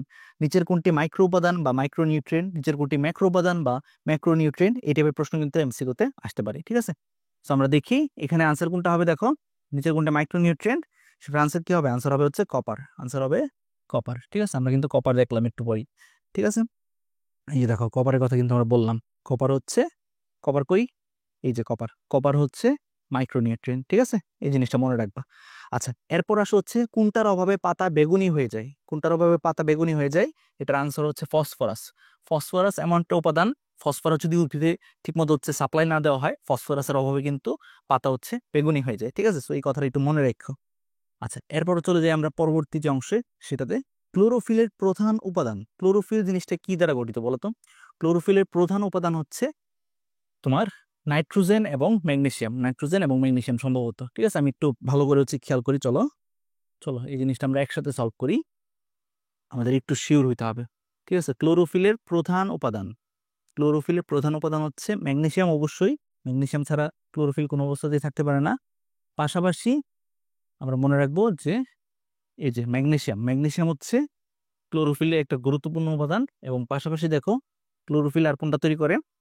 ক্লোরোফিল আর তৈরি করে হচ্ছে সম্ভবত নাইট্রোজেন। দেখো নাইট্রোজেন, হ্যাঁ নাইট্রোজেন হইতে পারে, ঠিক আছে। ক্লোরোফিল ছাড়া অন্যান্য বর্ণকণা পিগমেন্ট হলুদ দেখায়। আচ্ছা, নাইট্রোজেন অভাব হলে ক্লোরোফিল সৃষ্টিতে বিঘ্ন ঘটে, হ্যাঁ ঠিক আছে, একদম শিওর আমরা। তাহলে নাইট্রোজেন এবং ম্যাগনেসিয়াম, আনসার হচ্ছে কি? আনসার হচ্ছে নাইট্রোজেন এবং ম্যাগনেসিয়াম, যেটা কথা বলতেছিলাম আমি, নাইট্রোজেন এবং ম্যাগনেসিয়াম, নাইট্রোজেন এবং ম্যাগনেসিয়াম। ম্যাগনেসিয়াম তো অবশ্যই দরকার, পাশাপাশি নাইট্রোজেনও দরকার, ম্যাগনেসিয়াম প্রাইমারিলি দরকার, ম্যাগনেসিয়াম অবশ্যই দরকার, ম্যাগনেসিয়াম অবশ্যই দরকার ক্লোরোফিল ঠিকঠাক সার্ভাইভ করতে হলে, পাশাপাশি নাইট্রোজেনও দরকার, ঠিক আছে। সো ম্যাগনেসিয়াম এবং নাইট্রোজেন এই দুটো হচ্ছে দরকার ক্লোরোফিলের প্রধান উপাদান, প্রধান গাঠনিক উপাদান হিসেবে, ঠিক আছে। চলো এরপর আমরা দেখি যে ডাইবেক রোগ, এটা খুবই ইম্পর্টেন্ট। ডাইবেক কথাটা যেখানে দেখবা বুঝবা যে সালফারের অভাব, ডাইবেক এই জিনিসটা সৃষ্টি হয় হচ্ছে সালফারের অভাবে। ডাইবেক বলতে কি বোঝায়, এটা ব্যাখ্যাও কিন্তু আমাদের সৃজনশীলের খ নাম্বার আসতে পারে। ডাইবেক রোগটা সৃষ্টি হয় হচ্ছে সালফারের অভাবে, ঠিক আছে। আচ্ছা, সো চলো আমরা নেক্সট কোশ্চেনে চলে যাই। ডিএনএ, আরএনএ, এরপর এটিপি, এগুলোর গাঠনিক উপাদান কোনটা? গাঠনিক উপাদান হচ্ছে অবশ্যই ফসফরাস, ঠিক আছে। ডিএনএ তো থাকে ফসফরিক অ্যাসিড, আরএনএ তো থাকে ফসফরিক অ্যাসিড, এডিপিতে এডিনোসিন ট্রাইফসফেট, সো সব ক্ষেত্রে থাকে ফসফরাস। এটার আনসার কি হবে? আনসার হবে ফসফরাস। এই ফসফরাস না থাকলে কিন্তু উদ্ভিদের ভিতরে পাতা বেগুনি হয়ে যায়, ঠিক আছে। কথাগুলো আমি আবার বলতেছি। আচ্ছা, আদর্শ খাদ্য পিরামিডের সবচেয়ে উপরে থাকে কোনটা? সবচেয়ে উপরে থাকে হচ্ছে স্নেহ জাতীয় পদার্থ, সুতরাং ডালডা। এটার আনসার কি হবে? ডালডা, ঠিক আছে, ডালডা হবে। আশা করি হচ্ছে তোমরা বুঝতে পারছো।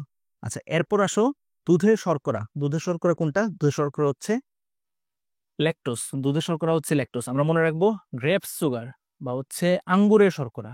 আঙ্গুরের শর্করা, আঙ্গুরের শর্করা বলা হয় হচ্ছে গ্লুকোজকে। গ্লুকোজকে বলা হয় আঙ্গুরের শর্করা।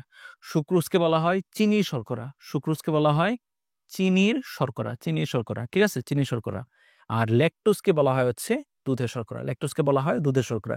এবং ল্যাকটোজ যে জিনিসটা, সেটা ভাঙলে, ল্যাকটোজকে ভাঙলে আসলে আমরা দুইটা জিনিস পাই।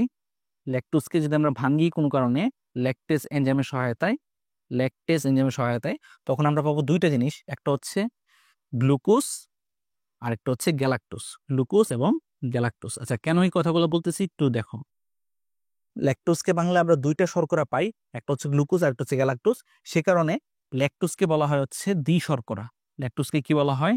দ্বি শর্করা, কারণ এটাকে ভাঙলে হচ্ছে দুইটা জিনিস পাওয়া যাচ্ছে, ঠিক আছে। সো এরকমটাও প্রশ্ন আসতে পারে যে নিচের কোনটি দ্বি শর্করার উদাহরণ, ঠিক আছে। সো সেই ক্ষেত্রে আনসার কি হবে? আনসার হবে হচ্ছে ল্যাকটোজ। অথবা নিচের কোনটিতে দ্বি শর্করা থাকে, সেটার আনসার কি? সেটার আনসার হবে হচ্ছে দুধ, ঠিক আছে। যত রকম ভাবে প্রশ্ন আসতে পারে ভাইয়া কিন্তু দেখাই দিচ্ছে, ঠিক আছে। চলো এরপর আমরা কি আছে দেখি। আমিষে শতকরা কত ভাগ নাইট্রোজেন থাকে? এটার আনসার একদম মানে মুখস্থ, সেটা হচ্ছে 16। 16 ভাগ হচ্ছে নাইট্রোজেন থাকে, ঠিক আছে। 16 ভাগ নাইট্রোজেন থাকে। আচ্ছা চলো এরপর আমরা চলে যাই যে 100 গ্রাম ডিম থেকে আসলে কত কিলো ক্যালোরি শক্তি পাওয়া যাবে, ঠিক আছে। এটাও মোটামুটি তোমাদের বইতে একটা চার্ট আছে, সেই চার্ট থেকে মনে রাখতে পারো, ঠিক আছে। এটার আনসার কি হবে? আনসার হবে হচ্ছে 173 কিলো ক্যালোরি শক্তি পাওয়া যায়, ঠিক আছে। আমরা যদি দেখি একটা চার্ট আছে, এই চার্টটা অবশ্যই একটু একটু দেখে যাও যে কোন খাদ্যবস্তুতে কি পরিমাণ শক্তি থাকে। এটা কিন্তু আমি সিকিউর জন্য ইম্পর্টেন্ট, এটাও বলছি আমাদের সাজেশনের ক্লাসে। সো এটা একটু দেখে যাও যে কোন উপাদানে হচ্ছে কত পরিমাণ শক্তি থাকে, ঠিক আছে। কোন উপাদানে কত পরিমাণ শক্তি থাকে সেই জিনিসটা কিন্তু আমি বলছি। সো আমরা একটু দেখে নেই। সো এই যে দেখো নিচে যদি আমরা যাই, তাহলে আমরা দেখব যে কোন খাদ্যের মাঝে কত গ্রাম হচ্ছে শক্তি থাকে, ঠিক আছে। কোন খাদ্যের মাঝে, সরি এখানে না, এই যে এই জায়গাতে, কোন খাদ্যের মাঝে কত গ্রাম হচ্ছে শক্তি থাকে বা কত কিলো ক্যালোরি শক্তি থাকে। সো দেখো ডিমের মাঝে, দেখো ডিমের মাঝে হচ্ছে 173 কিলো ক্যালোরি শক্তি থাকে। আনসার কি হবে? আনসার হবে হচ্ছে 173 কিলো ক্যালোরি শক্তি। সো এই যে অংশটা আছে, চালের মাঝে কত, গমের মাঝে কত, ঠিক আছে, বা ইলিশ মাছে কত, যে কমনলি যে খাবারগুলো আছে সেগুলোর আনসার অবশ্যই জেনে যাবা, ঠিক আছে। সেগুলোতে কত গ্রাম হচ্ছে শক্তি থাকে বা কত কিলো ক্যালোরি শক্তি থাকে সেই জিনিসটা একটু দেখে যাবা। কত কিলো ক্যালোরি শক্তি থাকে সেই জিনিসটা একটু দেখে যাবা, ঠিক আছে। আচ্ছা, এই এমসিকিউটা প্রিপেয়ার করার সময় এরকম না যে হচ্ছে আমি প্রত্যেকটা আনসার মুখস্থ করছি ভাই, কিন্তু চেষ্টা করছি যে যে যে ইম্পর্টেন্ট টপিকগুলো আছে বা যে যে ইম্পর্টেন্ট প্রশ্নগুলো আছে সেগুলো ঠিক মতো হচ্ছে পিক করতে, ঠিক আছে। এরকম না যে হচ্ছে আমি যেগুলা পিক করছি সেগুলোর আনসার একদম মানে মুখস্থ করে বসে আছি, যে কারণে দেখতেছো যে মাঝে মাঝে হচ্ছে আমার আটকা যেতে হতেছে। আচ্ছা, পানিতে দ্রবণীয় ভিটামিন কোনটা? এটা খুবই ইম্পর্টেন্ট, আমরা মনে রাখবো একটা শব্দ দ্বারা, যে কেডা, ঠিক আছে। কেডা, কেডা একটা কথা আছে। সো কেডা কথাটাতে আমরা মনে রাখবো চর্বিতে দ্রবণীয় ভিটামিন। চর্বিতে দ্রবণীয় ভিটামিন কেডা, কেডা মনে রাখবা। চর্বিতে দ্রবণীয় ভিটামিন কোনগুলা? কেডা, ভিটামিন কে, ই, ডি, এ। পানিতে দ্রবণীয় তেলে কোনটা? পানিতে দ্রবণীয় হচ্ছে বি আর সি, ঠিক আছে। পানিতে দ্রবণীয় বি আর সি। সো পানিতে দ্রবণীয় ভিটামিন কোনটা? বি। চর্বিতে দ্রবণীয় কোনটা? কে, ই, ডি, এ। কেডা, কেডা মনে রাখবা। কেডা মনে রাখা সহজ। কেডা দিয়ে হচ্ছে মনে রাখবা চর্বিতে দ্রবণীয় ভিটামিনের কথা। আচ্ছা, রহিমের উচ্চতা হচ্ছে 1.5 মিটার, ওজন 40 কেজি, তার বিএমআই কত? এই জিনিসটা নিজেরা নির্ণয় করবা। বিএমআই এর মান আমরা জানি যে ওজন বাই উচ্চতা স্কোয়ার। ওজন কত? ওজন হচ্ছে 40 কেজি। উচ্চতা কত?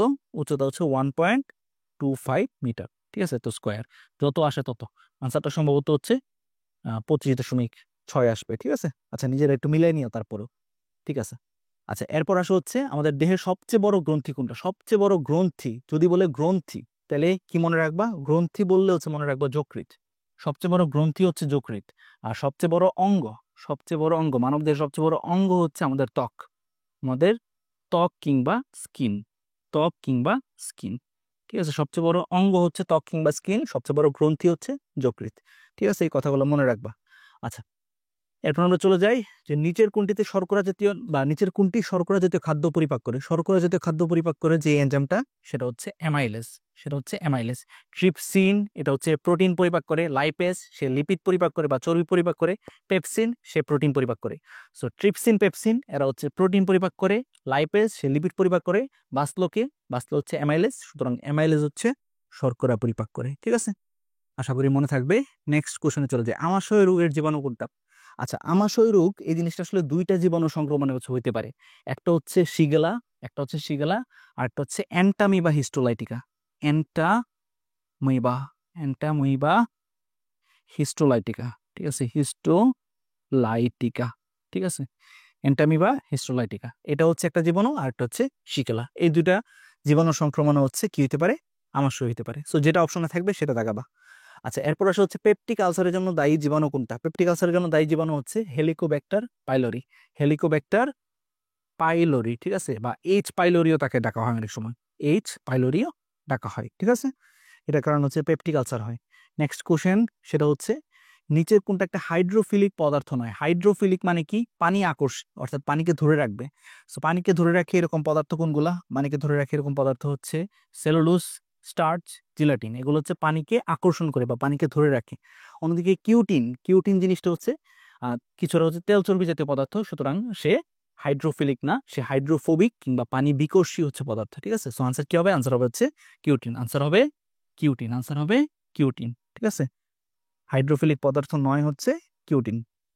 আশা করি বুঝতে পারছো। নেক্সট কোশ্চেন, নেক্সট কোশ্চেন কি উদ্ভিদের মোট প্রশোধনের শতকরা কত ভাগ পত্ররন্ধ্রের মাধ্যমে হয়ে থাকে? আমরা জানি প্রায় 90 to 95% হচ্ছে পত্ররন্ধ্রের মাধ্যমে হয়ে থাকে, ঠিক আছে। বাকি যে অংশগুলো সেগুলো হচ্ছে লেন্টিসেলের মাধ্যমে হয়ে থাকে কিছু কিছু, বাকি যে অংশগুলো আছে সেগুলো হচ্ছে অন্য অঙ্গের মাধ্যমে হয়ে থাকে। পত্ররন্ধ্র বা স্টোমাটার মাধ্যমেই তার ম্যাক্সিমাম প্রশোধন কিংবা ট্রান্সপিরেশন কিন্তু হয়ে থাকে। হিস্টামিন নিঃসৃত করে কোন অঙ্গাণুটা আছে? এখানে খুবই ইম্পর্টেন্ট কিছু কথাবার্তা আছে। আমাদের যে ডব্লিউবিসি গুলো আছে, যে ডব্লিউবিসি বা শ্বেত রক্তকণিকা যেগুলো আছে সেগুলোর কাজগুলো হচ্ছে ইম্পর্টেন্ট। শ্বেত রক্তকণিকা, ঠিক আছে, শ্বেত রক্তকণিকা যেগুলো আছে সেগুলোর কাজগুলো ইম্পর্টেন্ট।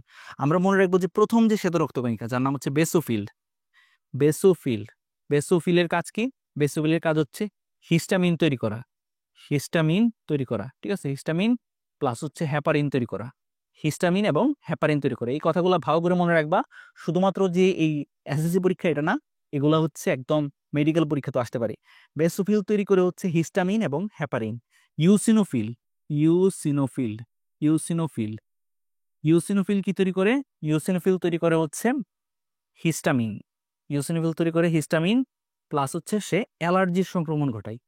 অ্যালার্জির ক্ষেত্রে আমরা যে দেখি যে বিভিন্ন জায়গায় ফুলে গেছে, এটার জন্য দায়ী হচ্ছে ইউসিনোফিল।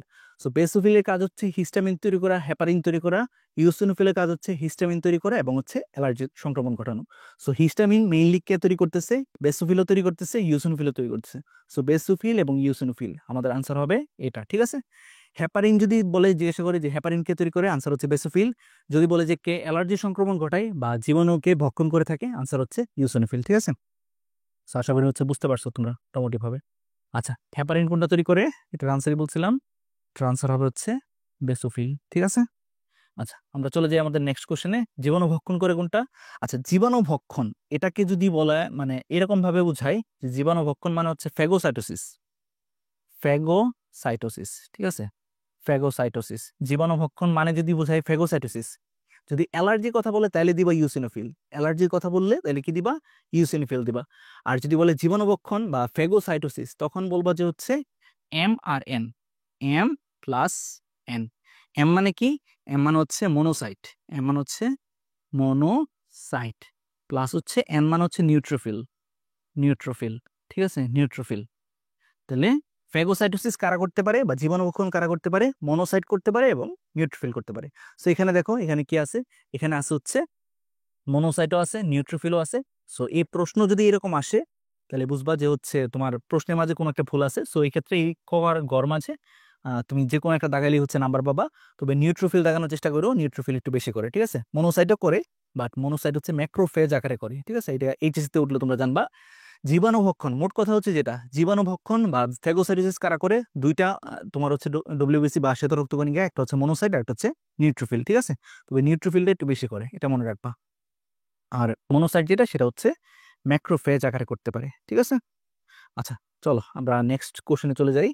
নেক্সট কোশ্চেনটা কি? সার্বজনীন দাতা কোন গ্রুপটা? সার্বজনীন দাতা, দাতা হচ্ছে ও, দাতা হচ্ছে ও, এবং আরো স্পেসিফিক বললে ও নেগেটিভ, ও নেগেটিভ। সার্বজনীন দাতাকে ও নেগেটিভ, সার্বজনীন দাতাকে ও নেগেটিভ।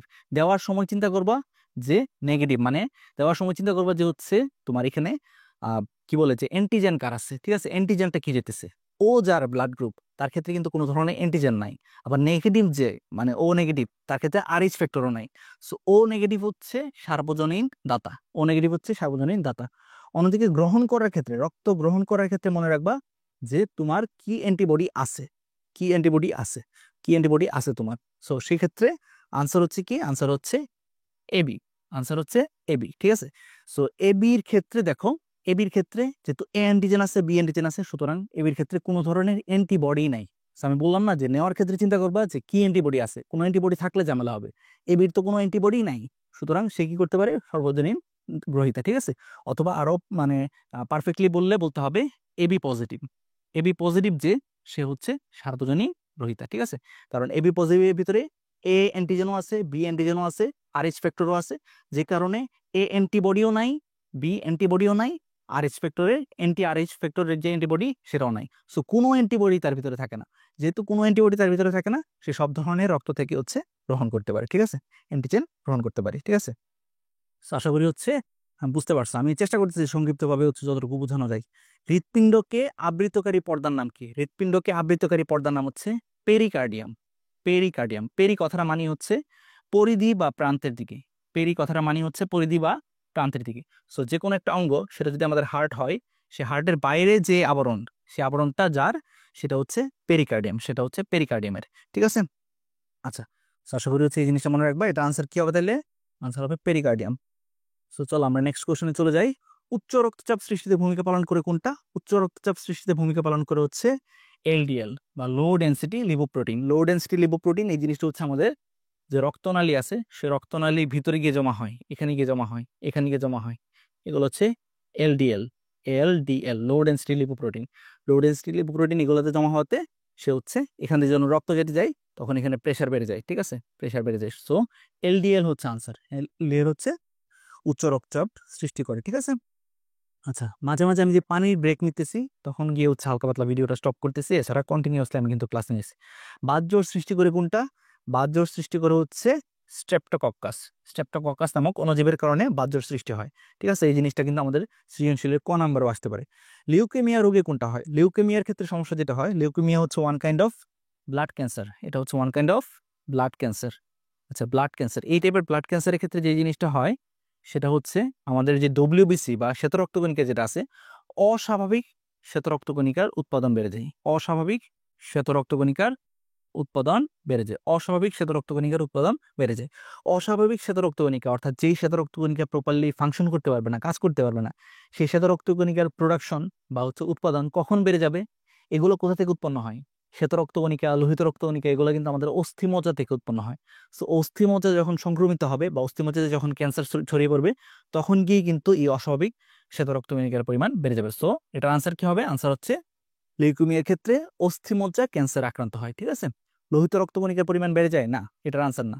শ্বেত রক্তকণিকার পরিমাণ কমে যায় না, কারণ আমরা দেখছি শ্বেত রক্তকণিকার পরিমাণ হচ্ছে বেড়ে যায়, ত্বকে ছোট ছোট না, এটাও হচ্ছে আনসার না। ঠিক আছে, সো আনসার কি হবে? আনসার হবে হচ্ছে অস্থিমজ্জা ক্যান্সারে আক্রান্ত হয়। ঠিক আছে, আচ্ছা, চলো আমরা নেক্সট কোশ্চেনে চলে যাই।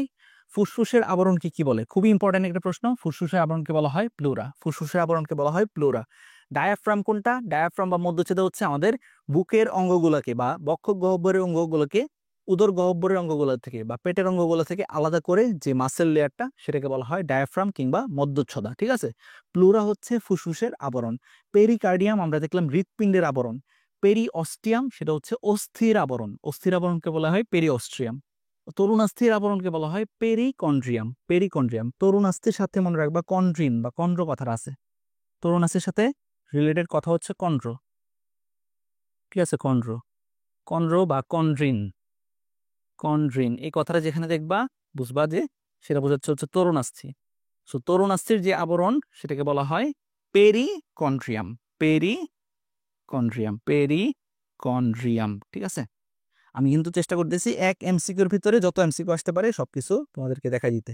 আচ্ছা, রাত্রেবেলা বড় গাছের নিচে ঘুমালে শ্বাসকষ্ট হতে পারে, এটা কারণটা কি? এটা কারণ হচ্ছে একটা উদ্ভিদ বা প্রাণী, সেটা যে কোনো একটা জীবই হোক না কেন, তার কিন্তু 24 ঘন্টায় হচ্ছে শ্বসন প্রক্রিয়া চলতে থাকে।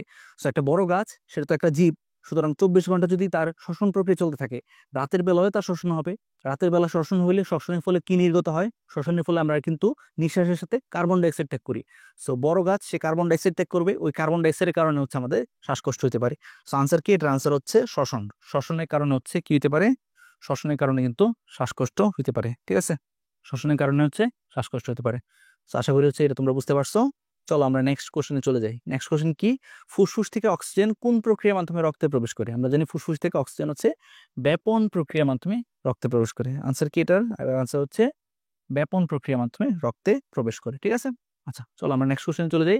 কার্বন ডাইঅক্সাইড মূলত কোন রূপে হচ্ছে পরিবাহিত হয়? আমরা এই ক্ষেত্রে মনে রাখবো যে অক্সিজেন, অক্সিজেন যে জিনিসটা আছে, ঠিক আছে, আমি কিন্তু ইম্পর্টেন্ট প্রশ্নগুলো হচ্ছে তোমাদেরকে বলতেছি। অক্সিজেন যে জিনিসটা আছে সেটা অক্সি হিমোগ্লোবিন রূপে পরিবাহিত হয়। অক্সি হিমোগ্লোবিন রূপে পরিবাহিত হয়। অন্যদিকে কার্বন ডাইঅক্সাইড যে জিনিসটা আছে, কার্বন ডাইঅক্সাইড হচ্ছে বাইকার্বনেট রূপে পরিবাহিত হয়। বাইকার্বনেট রূপে পরিবাহিত হয়। এই প্রশ্নটা থেকে দেখবা যে কোনো না কোনো বোর্ডে কিন্তু এমসিকিউ চলে আসছে। ঠিক আছে, সো কার্বন ডাইঅক্সাইড মূলত কোন রূপে পরিবাহিত হয়? আনসার হচ্ছে বাইকার্বনেট রূপে। ঠিক আছে, আচ্ছা চলো আমরা নেক্সট কোশ্চেনে চলে যাই। শ্বাসকষ্ট, কাশি, বুকের মধ্যে গড়গড় আওয়াজ, এটা সৃষ্টি হয় কোন রোগের ক্ষেত্রে বলতো? সেটা হচ্ছে নিউমোনিয়া।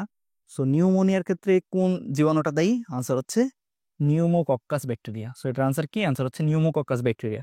মাইকোব্যাকটেরিয়াম, এটা হচ্ছে যক্ষ্মার জীবাণু। মাইকোব্যাকটেরিয়াম হচ্ছে যক্ষ্মার জীবাণু। মাইকোব্যাকটেরিয়াম হচ্ছে যক্ষ্মার জীবাণু। প্লাজমোডিয়াম, এটা হচ্ছে ম্যালেরিয়ার জীবাণু। প্লাজমোডিয়াম হচ্ছে ম্যালেরিয়ার জীবাণু। হেলিকোব্যাক্টার পাইলোরি, এটা হচ্ছে গ্যাস্ট্রিক বা পেপটিক আলসারের ডিজিজের ক্ষেত্রে দায়ী। ঠিক আছে, গ্যাস্ট্রিক বা অ্যাসিডিটির ক্ষেত্রে দায়ী করে, এটা হচ্ছে দায়ী। আচ্ছা, বৃক্কের অবতল অংশে ভাঁজকে কি বলা হয় বলতো? বৃক্কের অবতল অংশে ভাঁজকে বলা হয় হাইলাস। বৃক্কের অবতল অংশে ভাঁজকে বলা হয় হাইলাস। এটা কিন্তু সৃজনশীল ক নাম্বারেও আসতে পারে। বৃক্কের অবতল অংশে ভাঁজকে কি বলা হয়? আনসার হচ্ছে হাইলাস। একটা মেডুলায় কতটা হচ্ছে রেনাল পিরামিড থাকে? একটা মেডুলায় হচ্ছে রেনাল পিরামিড থাকে 10 থেকে 12টা। 10 থেকে 12টা। ঠিক আছে, আর কতগুলো নেফ্রন থাকে একটা বৃক্কের মাঝে? সেটা হচ্ছে 10 থেকে 12 লাখ নেফ্রন। ঠিক আছে, আচ্ছা মূত্রের রং হালকা হলুদ হয় কোনটার কারণে বলতো? মূত্রের রং হালকা হলুদ হয় হচ্ছে ইউরোক্রোমের কারণে। ইউরোক্রোম, ইউরিন, ইউরিনের সাথে মনে রাখবা, ইউরিন মানে কি? ইউরিন মানে হচ্ছে মূত্র। সো ইউরিনের কালার তৈরি করে যেটা, তার নাম হচ্ছে ইউরোক্রোম। ইউরোক্রোম, ক্রোম মানে হচ্ছে রং বা কালার। ঠিক আছে, ইউরিনের কালার তৈরি করার জন্য যেই জিনিসটা দায়ী তার নাম হচ্ছে ইউরোক্রোম। ঠিক আছে, বাকি যেগুলো আছে ইউরিয়া, ইউরিক অ্যাসিড, ক্রিয়েটিনিন, এগুলো হচ্ছে নাইট্রোজেন গঠিত বজ্র পদার্থ। এটা হচ্ছে নাইট্রোজেন গঠিত বজ্র পদার্থ। ঠিক আছে, আশা করি তোমাদের মনে থাকবে। চলো আমরা নেক্সট কোশ্চেন চলে যাই। বৃক্কের ছাঁকনির মতো কাজ করে কোনটা? ছাঁকনির মতো কাজ করে বা আলট্রা ফিল্ট্রেশন ঘটায় হচ্ছে গ্লোমেরুলাস। আলট্রা ফিল্ট্রেশন ঘটায় হচ্ছে গ্লোমেরুলাস। গ্লোমেরুলাস জিনিসটা কি? আমরা কিন্তু তোমার বৃক্কের যে নেফ্রন, সে নেফ্রনের গঠনটা সবাই জানি। সো নেফ্রনের একদম বোমেন্স ক্যাপসুল যেটা, সেখানে এরকম ভাবে পেঁচানো যেই তোমার হচ্ছে কোষিক জালিকাগুলো আছে, সেগুলা যেই অংশটা তৈরি করে তার নামই হচ্ছে গ্লোমেরুলাস। তার নামই হচ্ছে গ্লোমেরুলাস। ঠিক আছে, এই গ্লোমেরুলাসে কি হয়? গ্লোমেরুলাসে হয় আলট্রা ফিল্ট্রেশন, ফিল্টার করে। ঠিক আছে, ফিল্ট্রেশন, আলট্রা ফিল্ট্রেশন। সো নিচের কোনটা হচ্ছে চাকনির মতো কাজ করে? আনসার হচ্ছে গ্লোমেরুলাস। ঠিক আছে, আচ্ছা চলো আমরা নেক্সট কোশ্চেনে চলে যাই। নেক্সট কোশ্চেন কি? ডায়ালাইসিস টিউবের বৈশিষ্ট্য কোনটা? ডায়ালাইসিস টিউব হচ্ছে তোমার যেই টিউবটার মাধ্যমে আমাদের দেহ থেকে হচ্ছে রক্ত কালেক্ট করে বিশুদ্ধ করে আবার দেহের মাঝে হচ্ছে প্রবেশ করানো হয়। ঠিক আছে, সো সেই ডায়ালাইসিস টিউবের বৈশিষ্ট্য হচ্ছে আংশিক বৈষম্যভেদ্য। এটা মনে রাখবা, ডায়ালাইসিস টিউব হচ্ছে আংশিক বৈষম্যভেদ্য। এই কথাটা একটু মনে রাখবা, এটা ডিরেক্টলি হচ্ছে তোমাদের বই থেকে প্রশ্নটা করা হয়েছে। আচ্ছা, রক্তে কোন পদার্থের বৃদ্ধিতে কিডনি বিকল হয়ে যায়? ঠিক আছে, এটা খুবই ইম্পর্টেন্ট একটা প্রশ্ন। সেটার আনসার হচ্ছে ক্রিয়েটিনিন। ডাক্তাররা কখন দেখে বোঝেন যে তোমার হচ্ছে কিডনি বিকল হয়ে গেছে বা কিডনি ফেলিওর হয়েছে? সেটা হচ্ছে ক্রিয়েটিন। তারা ক্রিয়েটিনিন টেস্ট করেন, ক্রিয়েটিনিনের পরিমাণ যখন স্বাভাবিকের থেকে বেশি হয় তখনই তারা বুঝেন তোমার কিডনি হচ্ছে বিকল হয়ে গেছে। সো কোন পদার্থে বৃদ্ধিতে হচ্ছে কিডনি বিকল হয়ে যায়? আনসার হচ্ছে ক্রিয়েটিনিন। সেই কথা মনে রাখবা। আচ্ছা, এরপর আসো, কোন ধরনের খাবার হচ্ছে মূত্রের অ্যাসিডিটি বাড়ায় বা অম্লত্ব বৃদ্ধি করে? আনসার কি? আনসার হচ্ছে ডাল। ডাল, ডাল হচ্ছে প্রোটিন জাতীয় খাবার বা আমিষ জাতীয় খাবার।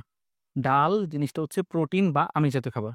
প্রোটিনের কারণে হচ্ছে মূত্রের অ্যাসিডিটি বাড়ে। প্রোটিনের কারণে মূত্রের অ্যাসিডিটি বা অম্লত্ব বাড়ে। অন্যদিকে শাকসবজি, শাকসবজি খাইলে, শাকসবজি খাইলে মূত্রের খারত্ব বাড়ে, খারত্ব বেড়ে যায়। ঠিক আছে, এই কথাগুলো কিন্তু দেখবা যে ঘুরে ফিরে প্রশ্নের এমসিকিউতে ইনশাল্লাহ চলে আসছে। আচ্ছা, এরপর আসো যে মানবদেহের সর্বাপেক্ষা দৃঢ় কলার নাম কি? সর্বাপেক্ষা দৃঢ় কলার নাম হচ্ছে অস্থি। সর্বাপেক্ষা দৃঢ় কলার নাম হচ্ছে অস্থি। ঠিক আছে, শুরুর কেন্দ্রীয় করার নাম হচ্ছে অস্থি। আচ্ছা, নিচের কোনটি ঈষৎ সচল অস্থি সন্ধির উদাহরণ? ঈষৎ সচল মানে কি হালকা পাতলা আমরা নড়াইতে পারি, ঠিক আছে? সেটা কোনটা? সেটা হচ্ছে আমাদের মেরুদণ্ডের যে অস্থিসন্ধি, মেরুদণ্ডের অস্থিসন্ধি জিনিসটা হচ্ছে ঈষৎ সচল অস্থিসন্ধির উদাহরণ। আমরা হালকা পাতলা কিন্তু নাড়াইতে পারি, ঠিক আছে? বাকি যে অস্থিসন্ধিগুলো এখানে আছে সেগুলো কিন্তু আমরা কমপ্লিটলি নাড়াতে পারি না বা ফুললি নাড়াতে পারি। দেখো, ঠিক আছে? কবজা সন্ধি, করটিকার অস্থিসন্ধি, মাথা ভিতরে যেটা আছে সেটা আমরা নাড়াতে পারি না। পরশুকার যে অস্থিসন্ধি এটা আমরা কিন্তু ফুললি নাড়াতে পারি না, ঠিক আছে? ঈষৎ সচল অস্থিসন্ধির উদাহরণ হচ্ছে মেরুদণ্ডের অস্থিসন্ধি, ঠিক আছে? আচ্ছা, জানো, জানো মানে কি? জানো মানে হচ্ছে হাঁটু। হাঁটুর মাঝে কোন ধরনের অস্থিসন্ধি বিদ্যমান? সেটার আনসার হচ্ছে বল এবং কোটসন্ধি। বল এবং কোটসন্ধি। হাঁটুর মাঝে দেখো, হাঁটুর মাঝে কিন্তু এরকম একটা অংশ আছে না? আমাদের হাঁটুর মাঝে কিন্তু এরকম একটা অংশ আছে। সো এটা হচ্ছে বল এবং কুটোর অস্থিসন্ধির উদাহরণ, ঠিক আছে? আচ্ছা, এরপর যেটা সেটা হচ্ছে হাতের কনুই বাঁকা করার সময় শিথিল হয় কোন পেশি? এটার আনসার হচ্ছে ট্রাইসেপস। এটার আনসার হচ্ছে ট্রাইসেপস। হাতের কনুই বাঁকা করার সময় শিথিল হয় ট্রাইসেপস পেশি, অন্যদিকে সোজা করার সময় শিথিল হয় হচ্ছে বাইসেপস পেশি, ঠিক আছে? এই জিনিসটা মনে রাখবা। এই জিনিসটা আশা করি তোমরা মনে রাখবা, ঠিক আছে? আচ্ছা, এরপরে দেখো, অস্টিওপোরোসিস কোনটার অভাবে হয়? অস্টিওপোরোসিস হয় হচ্ছে ক্যালসিয়ামের অভাবে। অস্টিওপোরোসিস হচ্ছে ক্যালসিয়ামের অভাবে সংঘটিত হয়, ঠিক আছে? আশা করি কিন্তু আমরা মোটামুটি হচ্ছে ইম্পর্টেন্ট যেই এমসিকিউ গুলো আছে সেগুলো কভার করছি। বাকিগুলো হচ্ছে আমি একটু বই থেকে দেখাই দিচ্ছি যে তোমাদের আসলে কি কি পড়তে হবে। একটু লাস্ট মোমেন্টে একটু দেখে যাবা, ঠিক আছে? পরীক্ষার হলে যাওয়ার আগে একটু দেখে যাও, ঠিক আছে? সেটা হচ্ছে কি, আমরা মনে রাখবো টেন্ডন, টেন্ডন এবং লিগামেন্ট। টেন্ডন এবং লিগামেন্ট জিনিসটা হচ্ছে ইম্পর্টেন্ট। টেন্ডন এবং লিগামেন্ট হচ্ছে ইম্পর্টেন্ট। লিগামেন্ট জিনিসটা হচ্ছে অস্থির সাথে অস্থির সংযোগ ঘটায়। লিগামেন্ট জিনিসটা হচ্ছে অস্থির সাথে অস্থির সংযোগ ঘটায়। অন্যদিকে টেন্ডন জিনিসটা কি করে? টেন্ডন জিনিসটা হচ্ছে অস্থি বা হাড়ের সাথে মাংসপেশি সংযোগ ঘটায়। মাংসপেশি সংযোগ ঘটায়। টেন্ডন ইকুয়াল টু, আমরা এই জিনিসটা একটু সংজ্ঞা আকারে লিখে ফেলি। চলো একটু সংজ্ঞা আকারে লিখে ফেলি। সেটা কি? আমরা মনে রাখবো tendon, tendon, tendon equal to আমরা মনে রাখবো অস্থি প্লাস পেশি, অথবা হাড় প্লাস পেশি। অস্থির সাথে পেশি সংযোগ ওটাই হচ্ছে টেন্ডন। অন্যদিকে লিগামেন্ট যেটা আছে, লিগামেন্ট, লিগামেন্ট যেটা আছে সেটা হচ্ছে অস্থি প্লাস অস্থি, ঠিক আছে? অস্থির সাথে অস্থির সংযোগ ওটাই হচ্ছে লিগামেন্ট। অস্থির সাথে পেশি সংযোগ ওটাই হচ্ছে টেন্ডন। এই কথাগুলো একটু মনে রাখো, এখান থেকে সাধারণত প্রশ্ন আসতে পারে, ঠিক আছে? আমরা কিন্তু মোটামুটি ভাবে দৃঢ়তা প্রদান এবং চলন থেকে যা যা আসতে পারে মোটামুটি শেষ করছি, ঠিক আছে? এখান থেকে এগুলাই সাধারণত আসতে পারে। আচ্ছা, এরপর আসো হচ্ছে দশম অধ্যায়, অর্থাৎ সমন্বয়। সমন্বয় যে অধ্যায়টা আছে সেখান থেকে বাকি যে অধ্যায়গুলো আছে আমি একটু বলে দিচ্ছি যে চ্যাপ্টারগুলো থেকে আসলে কি কি ইম্পর্টেন্ট, ঠিক আছে? একদম ডিরেক্টলি হচ্ছে প্রশ্ন না দেখে আমি দেখা দিচ্ছি। নিচের কোনটা হচ্ছে ফাইটো হরমোন, বা নিচের কোনটা হচ্ছে উদ্ভিদের বৃদ্ধিতে সাহায্য করে, ঠিক আছে? এই টাইপের প্রশ্ন কিন্তু আসতে পারে, ঠিক আছে? বৃদ্ধিতে সাহায্য করে, বৃদ্ধিতে কোনটা সাহায্য করে? বৃদ্ধিতে সাহায্য করে হচ্ছে জিবেরেলিন। জিবেরেলিন জিনিসটা হচ্ছে অতি বৃদ্ধি ঘটায়, এটা মনে রাখবা, ঠিক আছে? সাইটোকাইনিন, সাইটোকাইনিনের সাথে মিল আছে হচ্ছে সাইটোকাইনেসের। তাহলে হচ্ছে কোষ বিভাজনের ক্ষেত্রে সাইটোকাইনেসের ভূমিকা আছে। ইথিলিন জিনিসটা হচ্ছে কি? ইথিলিন জিনিসটা হচ্ছে একটা গ্যাসীয় পদার্থ, এটা মনে রাখবা। নিচের কোন সাইটো হরমোনটা, নিচের কোন ফাইটো হরমোনটা হচ্ছে গ্যাসীয় পদার্থ? এটার আনসার হচ্ছে ইথিলিন। ছোট দিন বড় দিনের উদ্ভিদগুলোর নামগুলো একটু মনে রেখো। ছোট দিনের উদ্ভিদের উদাহরণ হচ্ছে চন্দ্রমল্লিকা, ডালিয়া। বড় দিনের উদ্ভিদ হচ্ছে লেটুস, ঝিঙ্গা, ঠিক আছে? সো এই কথাগুলো মনে রেখো। আর আলোক নিরপেক্ষ হচ্ছে শশা, সূর্যমুখী, ঠিক আছে? সো এগুলো মোটামুটি ইম্পর্টেন্ট এখান থেকে। আর এখান থেকে মানে হরমোন যে অংশটা আছে, হরমোন অংশটা হচ্ছে এখান থেকে ইম্পর্টেন্ট, ঠিক আছে? সো হরমোন অংশটা আমি একটু দেখাই দিই। হরমোন অংশটা থেকে কি কি আসতে পারে? হরমোন অংশটা থেকে মনে রাখবা যে কোন হরমোনটার কাজ আসলে কি, ঠিক আছে? মানবদেহে সবচেয়ে বড়, সবচেয়ে বেশি পরিমাণে হচ্ছে হরমোন নিঃসরণ করে কোন গ্রন্থিটা? সেটা হচ্ছে পিটুইটারি গ্রন্থি। পিটুইটারি গ্রন্থিকে বলা হয় গ্রন্থিরাজ কিংবা প্রভু গ্রন্থি, কারণ পিটুইটারি গ্রন্থি থেকে সবচেয়ে বেশি পরিমাণে হচ্ছে হরমোন নিঃসরণ হয়। কিন্তু মানবদেহের সবচেয়ে ক্ষুদ্রতম গ্রন্থির নাম কি? ক্ষুদ্রতম গ্রন্থির নাম হচ্ছে পিটুইটারি। পিটুইটারি মনে রাখবা সাইজে সবচেয়ে ছোট, কিন্তু সবচেয়ে বেশি পরিমাণে সে হচ্ছে হরমোন তৈরি করে, ঠিক আছে? সো এই কথাটা মনে রাখবা, এটা হচ্ছে এমসিকিউর জন্য ইম্পর্টেন্ট। আর বাকি যে অংশগুলো আছে, থাইরয়েড থেকে কি নিঃসৃত হয়? থাইরয়েড থেকে নিঃসৃত হয় হচ্ছে ক্যালসিটোনিন, থাইরক্সিন। এগুলো হচ্ছে ক্যালসিয়াম বিপাকের সাথে জড়িত। থাইরক্সিন জিনিসটা হচ্ছে বিপাক কাজ নিয়ন্ত্রণ করে। দেহের মাঝে যত বিক্রিয়া টিক্রিয়া ঘটে সবকিছু হচ্ছে থাইরয়েড গ্রন্থি থেকে কিন্তু নিঃসৃত হয়, ঠিক আছে?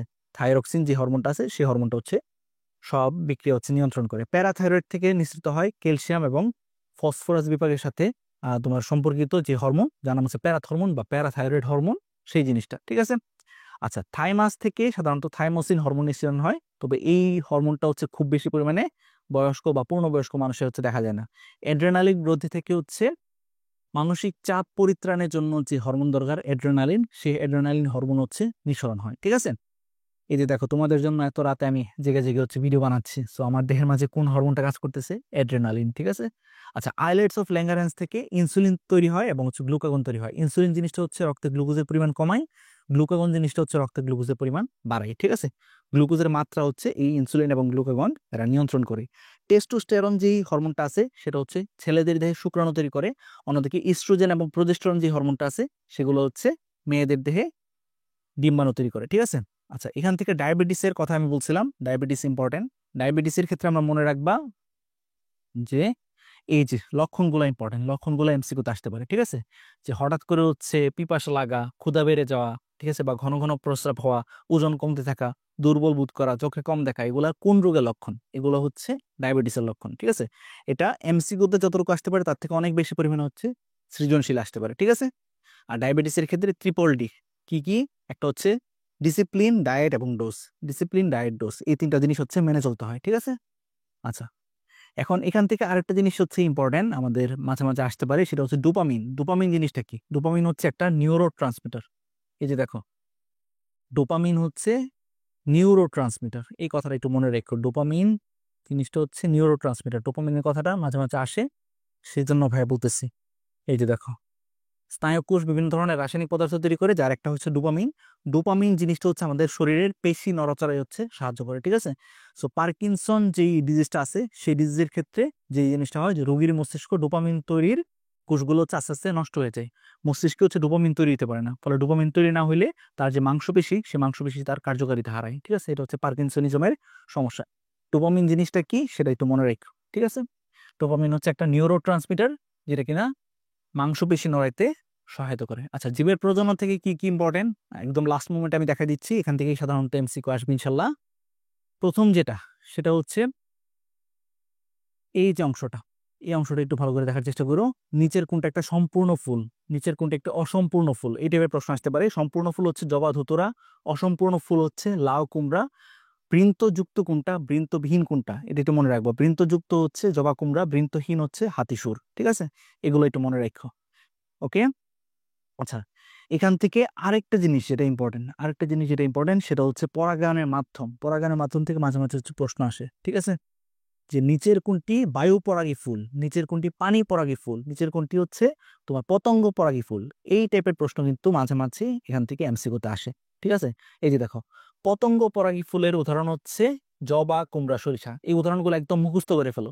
পতঙ্গ পরাগী ফুলের উদাহরণ হচ্ছে জবা, কুমড়া, সরিষা। ঠিক আছে, অন্যদিকে বায়ু পরাগী ফুলের উদাহরণ হচ্ছে ধান, বায়ু পরাগী ফুলের উদাহরণ হচ্ছে ধান। ঠিক আছে, এরপর পানি পরাগী ফুলের উদাহরণ হচ্ছে পাতা শেওলা। ঠিক আছে, অন্যদিকে হচ্ছে প্রাণী পরাগী, প্রাণী পরাগী মানে হচ্ছে প্রাণীর মাধ্যমে, কোনো একটা প্রাণীর মাধ্যমে হচ্ছে পরাগায়ন হয়, এটার উদাহরণ হচ্ছে কদম, শিমুল এবং হচ্ছে কচু। সো এই যে উদাহরণগুলো আছে, কোনটা কিসের মাধ্যমে পরাগায়নে অংশ নেয়, সেই জিনিসটা আমরা ভালো করে শিখবো, এমসিকিউতে প্রশ্ন আসতে পারে। ঠিক আছে, আচ্ছা, পুং গেমেটোফাইটের প্রথম কোষটার নাম কি? পুং গেমেটোফাইটের প্রথম কোষের নাম হচ্ছে পরাগরেণু, এই কথাটা একটু মনে রাখবা। ঠিক আছে, আর কোথায় হচ্ছে মায়োসিস সংগঠিত হয়, এই কথাটা একটু মনে রেখো। মায়োসিস সংগঠিত হয় হচ্ছে পরাগ মাতৃকোষে, পরাগ মাতৃকোষে হচ্ছে মায়োসিস সংগঠিত হয়। ঠিক আছে, এই কথাটা একটু মনে রেখো।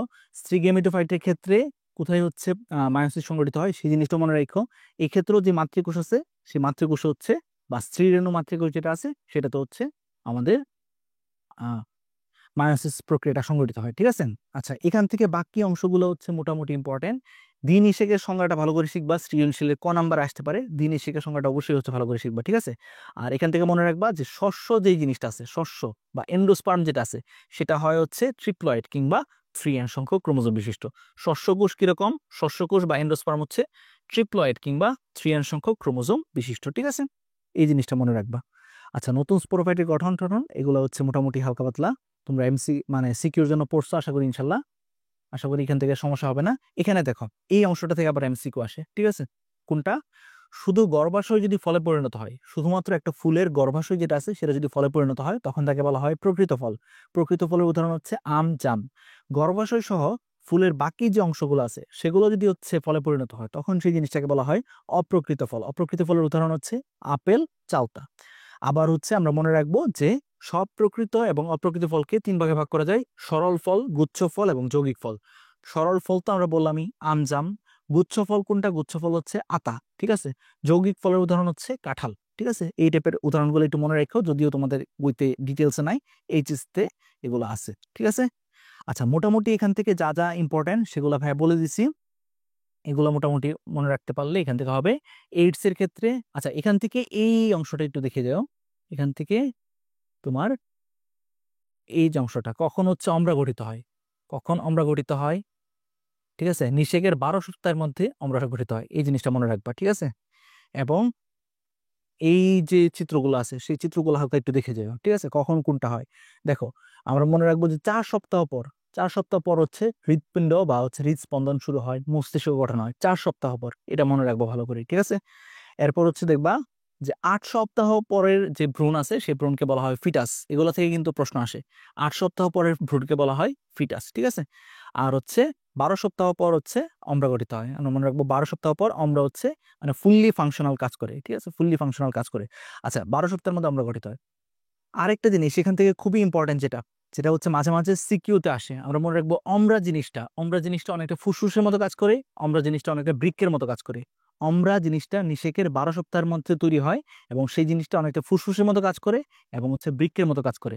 একটা ভ্রূণের দেহের মাঝে যে ময়লা আবর্জনা আছে সেই ময়লা আবর্জনা এই অম্রাই কিন্তু নিষ্কাশন করে, সুতরাং এই জিনিসটা অনেকটা বৃক্কের মতো কাজ করতেছে। অন্যদিকে অম্রা জিনিসটা হচ্ছে ভ্রূণের যে গ্যাসীয় আদান প্রদানগুলো আছে, অক্সিজেন গ্যাস, কার্বন ডাইঅক্সাইড গ্যাসের যে আদান প্রদানগুলো আছে সেগুলো কিন্তু করে থাকে, যে কারণে তাকে বলা হয় সে হচ্ছে ফুসফুসের মতো, ঠিক আছে। সো অম্রা জিনিসটা বৃক্ক এবং ফুসফুস দুইটার মতোই কাজ করে, সো এই জিনিসটা একটু মনে রেখো, ঠিক আছে। আচ্ছা, তো আশা করি হচ্ছে এখান থেকে যদি এমসিকিউ আসে তোমরা ইনশাল্লাহ পারবা। এইডস এর পূর্ণরূপটা আমরা সবাই জানি অ্যাকোয়ার্ড ইমিউনোডেফিসিয়েন্সি সিনড্রোম, ঠিক আছে। এবং এর ক্ষেত্রে এইচআইভি ভাইরাস মেইনলি হচ্ছে কাজ করে, এইচআইভি ভাইরাসের পূর্ণরূপ হচ্ছে হিউম্যান ইমিউনো ডেফিসিয়েন্সি ভাইরাস, ঠিক আছে। এর ক্ষেত্রে কারণ লক্ষণগুলো একটু দেখে গেলে মোটামুটি হচ্ছে হয়ে যাবে, ঠিক আছে। রোগীর দ্রুত ওজন কমতে শুরু করে, 1 মাস বা তারও বেশি হচ্ছে পাতলা পায়খানা হয়, অনেকদিন ধরে শুষ্ক কাশি অনুভব হতে থাকে। তো এগুলাই হচ্ছে আসলে এইডস রোগের লক্ষণ, ঠিক আছে। এইডস রোগের কোনো প্রতিকার নাই, যে কারণে তাকে বলা হয় ঘাতক ব্যাধি। আচ্ছা, জীবের বংশগতি এবং বিবর্তন থেকে কি কি ইম্পর্টেন্ট আমরা এক নজরে একটু দেখে ফেলি। জীবের বংশগতি এবং বিবর্তন থেকে প্রথমে যেটা ইম্পর্টেন্ট সেটা হচ্ছে নিচের কোনটি ডিএনএর মাঝে থাকে, নিচের কোনটি ডিএনএর মাঝে থাকে না। ডিএনএর মাঝে থাকে আমরা মনে রাখবো adenine, guanine, cytosine, thymine. Adenine, guanine, cytosine, thymine এগুলো থাকে হচ্ছে ডিএনএ তে। অন্যদিকে আরএনএ তে লাস্টের যে উপাদান থায়ামিন, থায়ামিনের পরিবর্তে থাকে হচ্ছে ইউরাসিল। আরএনএ তে থাকে হচ্ছে ইউরাসিল, আরএনএ তে থাকে ইউরাসিল, ঠিক আছে। এই কথাগুলো একটু মনে রাখো, তাহলেই হচ্ছে হবে এখান থেকে, ঠিক আছে। আচ্ছা, আমরা চলে যাই হচ্ছে নিচের অংশে। আচ্ছা, নিচের কোনটিতে আরএনএ পাওয়া যায়, এটাও উদাহরণ আসতে পারে।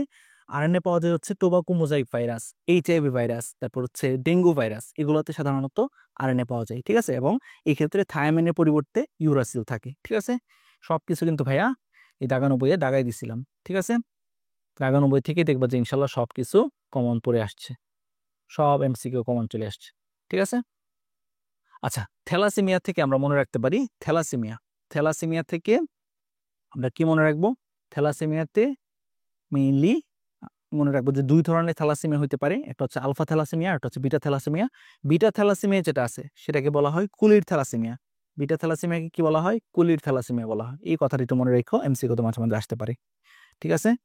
আচ্ছা, বাকি যে অংশগুলো আছে এখান থেকে তেমন একটা ইম্পর্টেন্ট না, হালকা পাতলা রিডিং দিলে দিলা, না দিলে নাই, সমস্যা নেই। চলে যাই আমরা ত্রয়োদশ অধ্যায়ে, অর্থাৎ জীবের পরিবেশ অধ্যায়ে।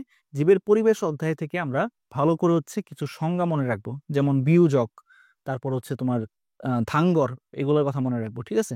ধাঙ্গরের উদাহরণ কোনটা, বিয়োজকের উদাহরণ কোনটা, ঠিক আছে, এগুলো হচ্ছে আমাদের এখান থেকে ইম্পর্টেন্ট। এই যে দেখো, যারা হচ্ছে আবর্জনা খাইতে পছন্দ করে তাদেরকে বলা হয় আবর্জনা ভুক কিংবা ধাঙ্গর।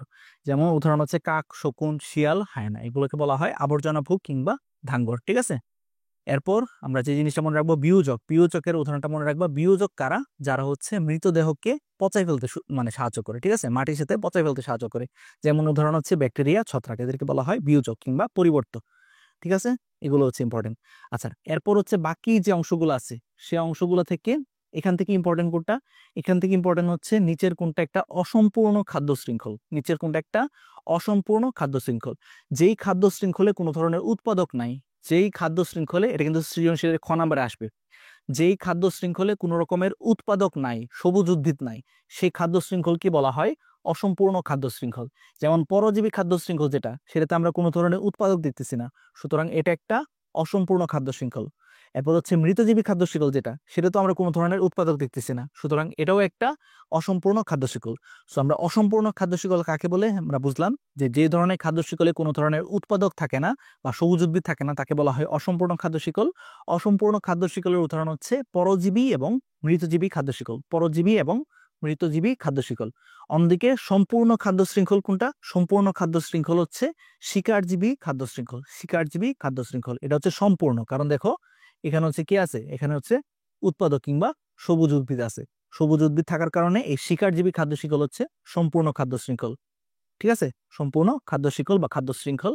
অন্যদিকে পরজীবী মৃতজীবীতে এই উৎপাদক না থাকার কারণে এরা হচ্ছে অসম্পূর্ণ খাদ্য শৃঙ্খল। ঠিক আছে, আচ্ছা এখান থেকে আরেকটা জিনিস আসতে পারে। আর কি আসতে পারে দেখো, আর যে জিনিসটা আসতে পারে সেটা হচ্ছে প্রত্যেকটা ট্রফিক লেভেল। ঠিক আছে, এই যে দেখো খাদ্য শিকলের প্রত্যেকটা স্তরকে বলা হয় ট্রফিক লেভেল। ট্রফিক লেভেলের সংজ্ঞাটা শিখবা, খাদ্য শিকলের প্রত্যেকটা স্তরকে বলা হয় ট্রফিক লেভেল। ঠিক আছে, এখন একটা এই যে একটা ট্রফিক লেভেল, আরেকটা ট্রফিক লেভেল, আরেকটা ট্রফিক লেভেল, আরেকটা ট্রফিক লেভেল, একটা ট্রফিক লেভেল থেকে আরেকটা ট্রফিক লেভেলে বা প্রথম ট্রফিক লেভেল থেকে দ্বিতীয় ট্রফিক লেভেলে মাত্র 10% শক্তি যায়। মাত্র কত পার্সেন্ট? 10% শক্তি যায়। সো এটা থেকেও যাবে 10%, এটা থেকেও যাবে 10%। প্রত্যেকটা ট্রফিক লেভেলে 90% শক্তি হচ্ছে লস আকারে চলে যায় বা হচ্ছে ধ্বংস হয়ে যায়। মাত্র 10% শক্তি হচ্ছে পরবর্তী খাদ্য শৃঙ্খলে চলে যায়। তাহলে যদি আসে যে ধরো প্রথম যে ট্রফিক লেভেল উৎপাদক, তার থেকে দ্বিতীয় ট্রফিক লেভেলে কত পার্সেন্ট শক্তি পৌঁছায়? আনসার হচ্ছে 10%। ঠিক আছে, অথবা যদি বলে যে সবুজ উদ্ভিদ সে 100 জুল শক্তি তৈরি করলো, তাহলে প্রথম ট্রফিক লেভেল দ্বিতীয় ট্রফিক লেভেলে কতটুকু শক্তি যাবে? দ্বিতীয় ট্রফিক লেভেল যাবে মাত্র হচ্ছে 10 জুল শক্তি। 10 10 10 এরকম করে হচ্ছে জাস্ট যাবে উপরে। ঠিক আছে, আচ্ছা এখান থেকে আরো কিছু জিনিস আসতে পারে এমসিকিউর জন্য। সেটা কি? সেটা হচ্ছে দেখো এই যে সম্পর্কগুলো আছে, সম্পর্কগুলো যেগুলো আছে, নিচের কোনটা মিউচুয়ালিজমের উদাহরণ? মিউচুয়ালিজমের উদাহরণ হচ্ছে মৌমাছি এবং ফুল। মৌমাছি এবং ফুল তারা পরস্পর পরস্পরকে হেল্প করে, সুতরাং এটা হচ্ছে মিউচুয়ালিজম। ঠিক আছে, এরপর হচ্ছে পোকামাকড় এবং ফুল, এটাও হচ্ছে মিউচুয়ালিজম। এবং এখান থেকে সবচেয়ে ইম্পর্টেন্ট যেটা, সেটা হচ্ছে রাইজোবিয়াম উদ্ভিদ এবং শিম জাতীয় উদ্ভিদ, রাইজোবিয়াম ব্যাকটেরিয়া এবং শিম জাতীয় উদ্ভিদ। এই যে দেখো রাইজোবিয়াম ব্যাকটেরিয়া এবং শিম জাতীয় উদ্ভিদ, এদের মাঝে যে সম্পর্ক, সেই সম্পর্কটাকে বলা হয় হচ্ছে মিউচুয়ালিজম। রাইজোবিয়াম ব্যাকটেরিয়া এবং শিম জাতীয় উদ্ভিদ, এদের মাঝে যে সম্পর্ক, সেই সম্পর্ককে বলা হয় হচ্ছে তোমার মিউচুয়ালিজম। ঠিক আছে, আশা করি হচ্ছে এই জিনিসটা মনে রাখবা। রাইজোবিয়ামের এই ব্যাখ্যাটা অবশ্যই হচ্ছে যারা জীবের পরিবেশ টার্গেট করবা তারা একটু দেখে যাও, এখান থেকে কিন্তু সৃজনশীলের প্রশ্ন আসবে। রাইজোবিয়াম ব্যাকটেরিয়া সে বাতাসের মাঝে যে নাইট্রোজেন থাকে, সে নাইট্রোজেনকে মাটিতে গুটি আকারে ধরে রাখে। মাটিতে গুটি আকারে ধরে রাখার যে প্রক্রিয়া, সেই প্রক্রিয়াকে বলা হয় নাইট্রোজেন সংবন্ধন। নাইট্রোজেন সংবন্ধনের মাধ্যমে সে একটা উদ্ভিদকে, শিম জাতীয় উদ্ভিদকে নাইট্রোজেন সাপ্লাই দেয়। সো শিম জাতীয় উদ্ভিদের উপকার হইতেছে। অন্যদিকে শিম জাতীয় উদ্ভিদ এই রাইজোবিয়াম ব্যাকটেরিয়াটাকে শর্করা জাতীয় খাবার দেয়, যে কারণে ব্যাকটেরিয়ার উপকার হয়। সো এইভাবে তারা মানে উভয়ই হচ্ছে পরস্পর পরস্পরকে হচ্ছে সাহায্য করে থাকে, এই জন্য এটাকে বলা হয় মিউচুয়ালিজম। ঠিক আছে, আশা করি বুঝতে পারছো। আচ্ছা নিচের কোনটা হচ্ছে কমেন্সালিজমের উদাহরণ? কমেন্সালিজম মানে হচ্ছে এক্ষেত্রে একটা মাত্র উদ্ভিদ উপকৃত হবে বা একটা মাত্র সদস্য হচ্ছে উপকৃত হবে। যেমন আনসার হচ্ছে রোহিণী উদ্ভিদ এবং হচ্ছে তোমার আশ্রয়দানকারী উদ্ভিদ। রোহিণী উদ্ভিদ এটা হচ্ছে অন্য উদ্ভিদের উপর আশ্রয় নেই, আশ্রয় নিলে তার শুধুমাত্র উপকার হয়, আশ্রয়দানকারী উদ্ভিদের কোনো উপকার হয় না, অপকার হয় না। সুতরাং এই সম্পর্কটাকে বলা হবে কমেন্সালিজম। ঠিক আছে, পরাশ্রয়ী উদ্ভিদ এটা হচ্ছে কমেন্সালিজমের উদাহরণ। আচ্ছা শোষণের উদাহরণ কোনটা? শোষণের উদাহরণ হচ্ছে স্বর্ণলতা। শোষণের ক্ষেত্রে মনে রাখবা স্বর্ণলতা। স্বর্ণলতা হচ্ছে হোস্টুরিয়ার নামক চূষক অঙ্গের মাধ্যমে অন্য আরেকটা উদ্ভিদ থেকে হচ্ছে সে তার খাদ্য এবং পুষ্টি হচ্ছে শোষণ করে ফেলে। শোষণের উদাহরণ হচ্ছে স্বর্ণলতা। অ্যান্টিবায়োসিসের ক্ষেত্রে অ্যান্টিবায়োটিকের কথা বলবা, যে পেনিসিলিন যে অ্যান্টিবায়োটিকটা আছে, সে পেনিসিলিন অ্যান্টিবায়োটিকটা অ্যান্টিবায়োসিস করে, অর্থাৎ ব্যাকটেরিয়াকে মেরে ফেলে, যে কারণে এই জিনিসটাকে বলা হয় ঋণাত্মক আন্তঃক্রিয়া। ঠিক আছে, এই কথাগুলো ইম্পর্টেন্ট এখান থেকে। আর এখান থেকে আসতে পারে যে নিচের কোনটা একটা green house gas? Green house gas হচ্ছে তোমাদের বই অনুযায়ী চারটা। একটা হচ্ছে কার্বন ডাইঅক্সাইড, 2 নম্বর কার্বন মনোঅক্সাইড, 3 নম্বর হচ্ছে তোমার মিথেন, এবং 4 নম্বর হচ্ছে নাইট্রাস অক্সাইড। ঠিক আছে, so carbon dioxide, carbon monoxide, methane এবং নাইট্রাস অক্সাইড, এই চারটা গ্যাসকে বলা হয় গ্রিন হাউস গ্যাস। আমরা চলে যাই আমাদের লাস্ট অধ্যায়ে, তাহলে আমাদের এই ক্লাসটা শেষ হয়ে যাবে। সেটা কি? সেটা হচ্ছে জীব প্রযুক্তি। জীব প্রযুক্তি থেকে প্রথমে আমরা যে জিনিসটা দেখবো সেটা হচ্ছে টিস্যু কালচার। টিস্যু কালচারের ক্ষেত্রে আমরা মনে রাখবো কি? টিস্যু কালচারের ক্ষেত্রে আমরা যে জিনিসটা মনে রাখবো যে এক্সপ্ল্যান্টের সংজ্ঞাটা। ঠিক আছে, টিস্যু কালচারের উদ্দেশ্যে উদ্ভিদের যেই অংশ, একটা টিস্যু কালচার করবা তুমি, সো একটা উদ্ভিদ থেকে তুমি একটা টিস্যু নিবা, টিস্যু নিয়ে সেই টিস্যুটাকে হচ্ছে বর্ধিত করবা বা পুষ্টি মিডিয়ামে হচ্ছে আস্তে আস্তে বাড়াবা। সো টিস্যু কালচারের উদ্দেশ্যে উদ্ভিদের যেই অংশ থেকে বা যেই অংশ পৃথক করে নিয়ে ব্যবহার করা হয় সেই অংশটাকে বলা হয় হচ্ছে এক্সপ্ল্যান্ট। একটা উদ্ভিদ থেকে যে অংশটা আলাদা করে নিয়ে তুমি টিস্যু কালচার করবা সেই অংশটাকে বলা হবে হচ্ছে এক্সপ্ল্যান্ট। ঠিক আছে, এই কথাটা মনে রাখবা। এক্সপ্ল্যান্টের সংজ্ঞাটা এখান থেকে ইম্পর্টেন্ট। আচ্ছা, এরপর যে জিনিসটা ইম্পর্টেন্ট সেটা হচ্ছে অটোক্লেভের তাপমাত্রা। অটোক্লেভ বা হচ্ছে জীবাণুমুক্তকরণ যেই মাধ্যমে করা হয়, অটোক্লেভ নামক একটা যন্ত্র আছে, সেই যন্ত্রের মাঝে তাপমাত্রা হচ্ছে 121 ডিগ্রি সেলসিয়াস। এই জিনিসটা মনে রাখবা, 121 ডিগ্রি সেলসিয়াস তাপমাত্রায় 15 পাউন্ড স্কোয়ার ইঞ্চ তাপে মানে চাপে হচ্ছে 20 মিনিট রেখে হচ্ছে জীবাণুমুক্ত করা হয়। ঠিক আছে, তো এই কথাটা একটু মনে রাখো। ঠিক আছে। আচ্ছা, ক্যালাস। ক্যালাস মানে হচ্ছে অবয়বহীন টিস্যুমণ্ড। ক্যালাস হচ্ছে এমন একটা টিস্যুমণ্ড যেখানে কোনো মূল নাই, যেখানে কোনো পাতা নাই, মানে তুমি দেখে বুঝতে পারবে না যে কোনটা আসলে কোন অংশ। ঠিক আছে, ওই জিনিসটাকে বলা হয় ক্যালাস। ক্যালাস বা অবয়বহীন টিস্যুমণ্ডে হচ্ছে পরিণত করা হয়। আচ্ছা, টিস্যু কালচার থেকে মোটামুটি এগুলোই ইম্পর্ট্যান্ট। এরপর যে জিনিসটা এখান থেকে ইম্পর্ট্যান্ট সেটা হচ্ছে জেনেটিক ইঞ্জিনিয়ারিং। আচ্ছা, জেনেটিক ইঞ্জিনিয়ারিং থেকে যে জিনিসটা আমাদের এমসিকিউতে আসতে পারে। ঠিক আছে, আমরা মনে রাখবো জেনেটিক ইঞ্জিনিয়ারিং মানে হচ্ছে এখানে জিন কাটাকাটি করা হবে। এই যে দেখো, আমরা চিত্রটা খেয়াল করি, চিত্রটা খেয়াল করলে বুঝবা। এই যে দেখো চিত্রটা আমরা একটু খেয়াল করি, আমাদের ক্লাস প্রায় শেষের পথে। দেখো এখানে আমরা দেখতেছি কি একটা জিন কাটছে, কেটে অন্য আরেকটা জীবের যে প্লাজমিড, সেই প্লাজমিডের ভিতরে সেই জিনটাকে বসাই দিছে। সো এই যে কাটাকুটি করতে হচ্ছে না, জিনকে কাটে যে এনজাইমটা, আমরা মনে রাখবো জিন বা ডিএনএর অংশটাকে, কাঙ্ক্ষিত অংশটাকে কাটাকুটি করে যে এনজাইমটা, তাকে বলা হয় রেস্ট্রিকশন এনজাইম। রেস্ট্রিকশন এনজাইমকে বলা হয় আণবিক কাঁচি বা আণবিক হচ্ছে ছুরি। ঠিক আছে, সো আণবিক কাঁচি কোনটা? আণবিক কাঁচি হচ্ছে রেস্ট্রিকশন এনজাইম। রেস্ট্রিকশন এনজাইমের মাধ্যমে এই অংশটাকে কাটা হয়। ঠিক আছে, আর জোড়া লাগানো হবে না। সো জোড়া লাগানোর ক্ষেত্রে আঠার মতো কাজ করে কোন এনজাইম? আঠার মতো কাজ করে হচ্ছে লাইগেস এনজাইম। এই দুটো কথা মনে রাখো, রেস্ট্রিকশন এনজাইম কাটে, লাইগেস এনজাইম জোড়া লাগায়। এই কথাটা মনে রাখো, তাহলেই হবে এখান থেকে। ঠিক আছে, এমসিকিউর জন্য এগুলোই আসবে, এমসিকিউর জন্য এখান থেকে এগুলোই আসবে। আচ্ছা, এখান থেকে আরেকটা জিনিস একটু মনে রাখো, এমসিকিউর জন্য ইম্পর্টেন্ট। ধানে হচ্ছে ভিটামিন এ তথা বিটা ক্যারোটিন জিন স্থাপন করা হয়েছে।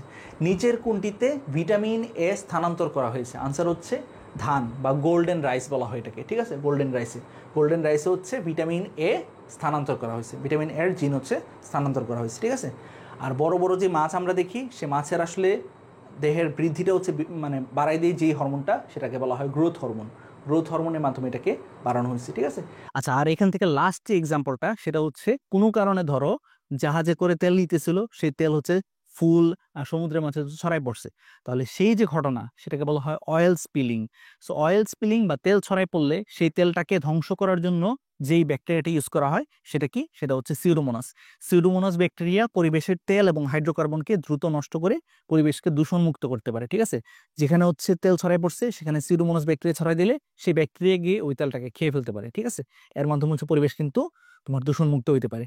সো মোটামুটি এখান থেকে তোমাদের সমগ্র বই থেকে যেই যেই এমসিকিউ আসতে পারে আমি কিন্তু সব দেখাই দিলাম। আশা করি তোমাদের বায়োলজি পরীক্ষা অনেক অনেক ভালো হবে। তোমাদের প্রতি আমার হচ্ছে আন্তরিক দোয়া এবং ভালোবাসা রইল। অবশ্যই হচ্ছে পরীক্ষা দিয়ে জানাবা পরীক্ষাটা কেমন হয়েছে। আর ভাইয়া ক্লাসটা হচ্ছে একটু দেরিতে দেওয়ার জন্য আবারও হচ্ছে দুঃখিত। আসলে এরকম সমস্যা না হলে আমি জীবনও হচ্ছে সবকিছু রেডি করে তোমাদের ক্লাসে দেরিতে নেই না। তো আশা করি তোমরা মানবিক দিকটা হচ্ছে অবশ্যই বিবেচনা করবা। ভাইয়ের জন্য অবশ্যই দোয়া করো। রাত্রে এখন বাজে প্রায় 2:30-3টার মতো।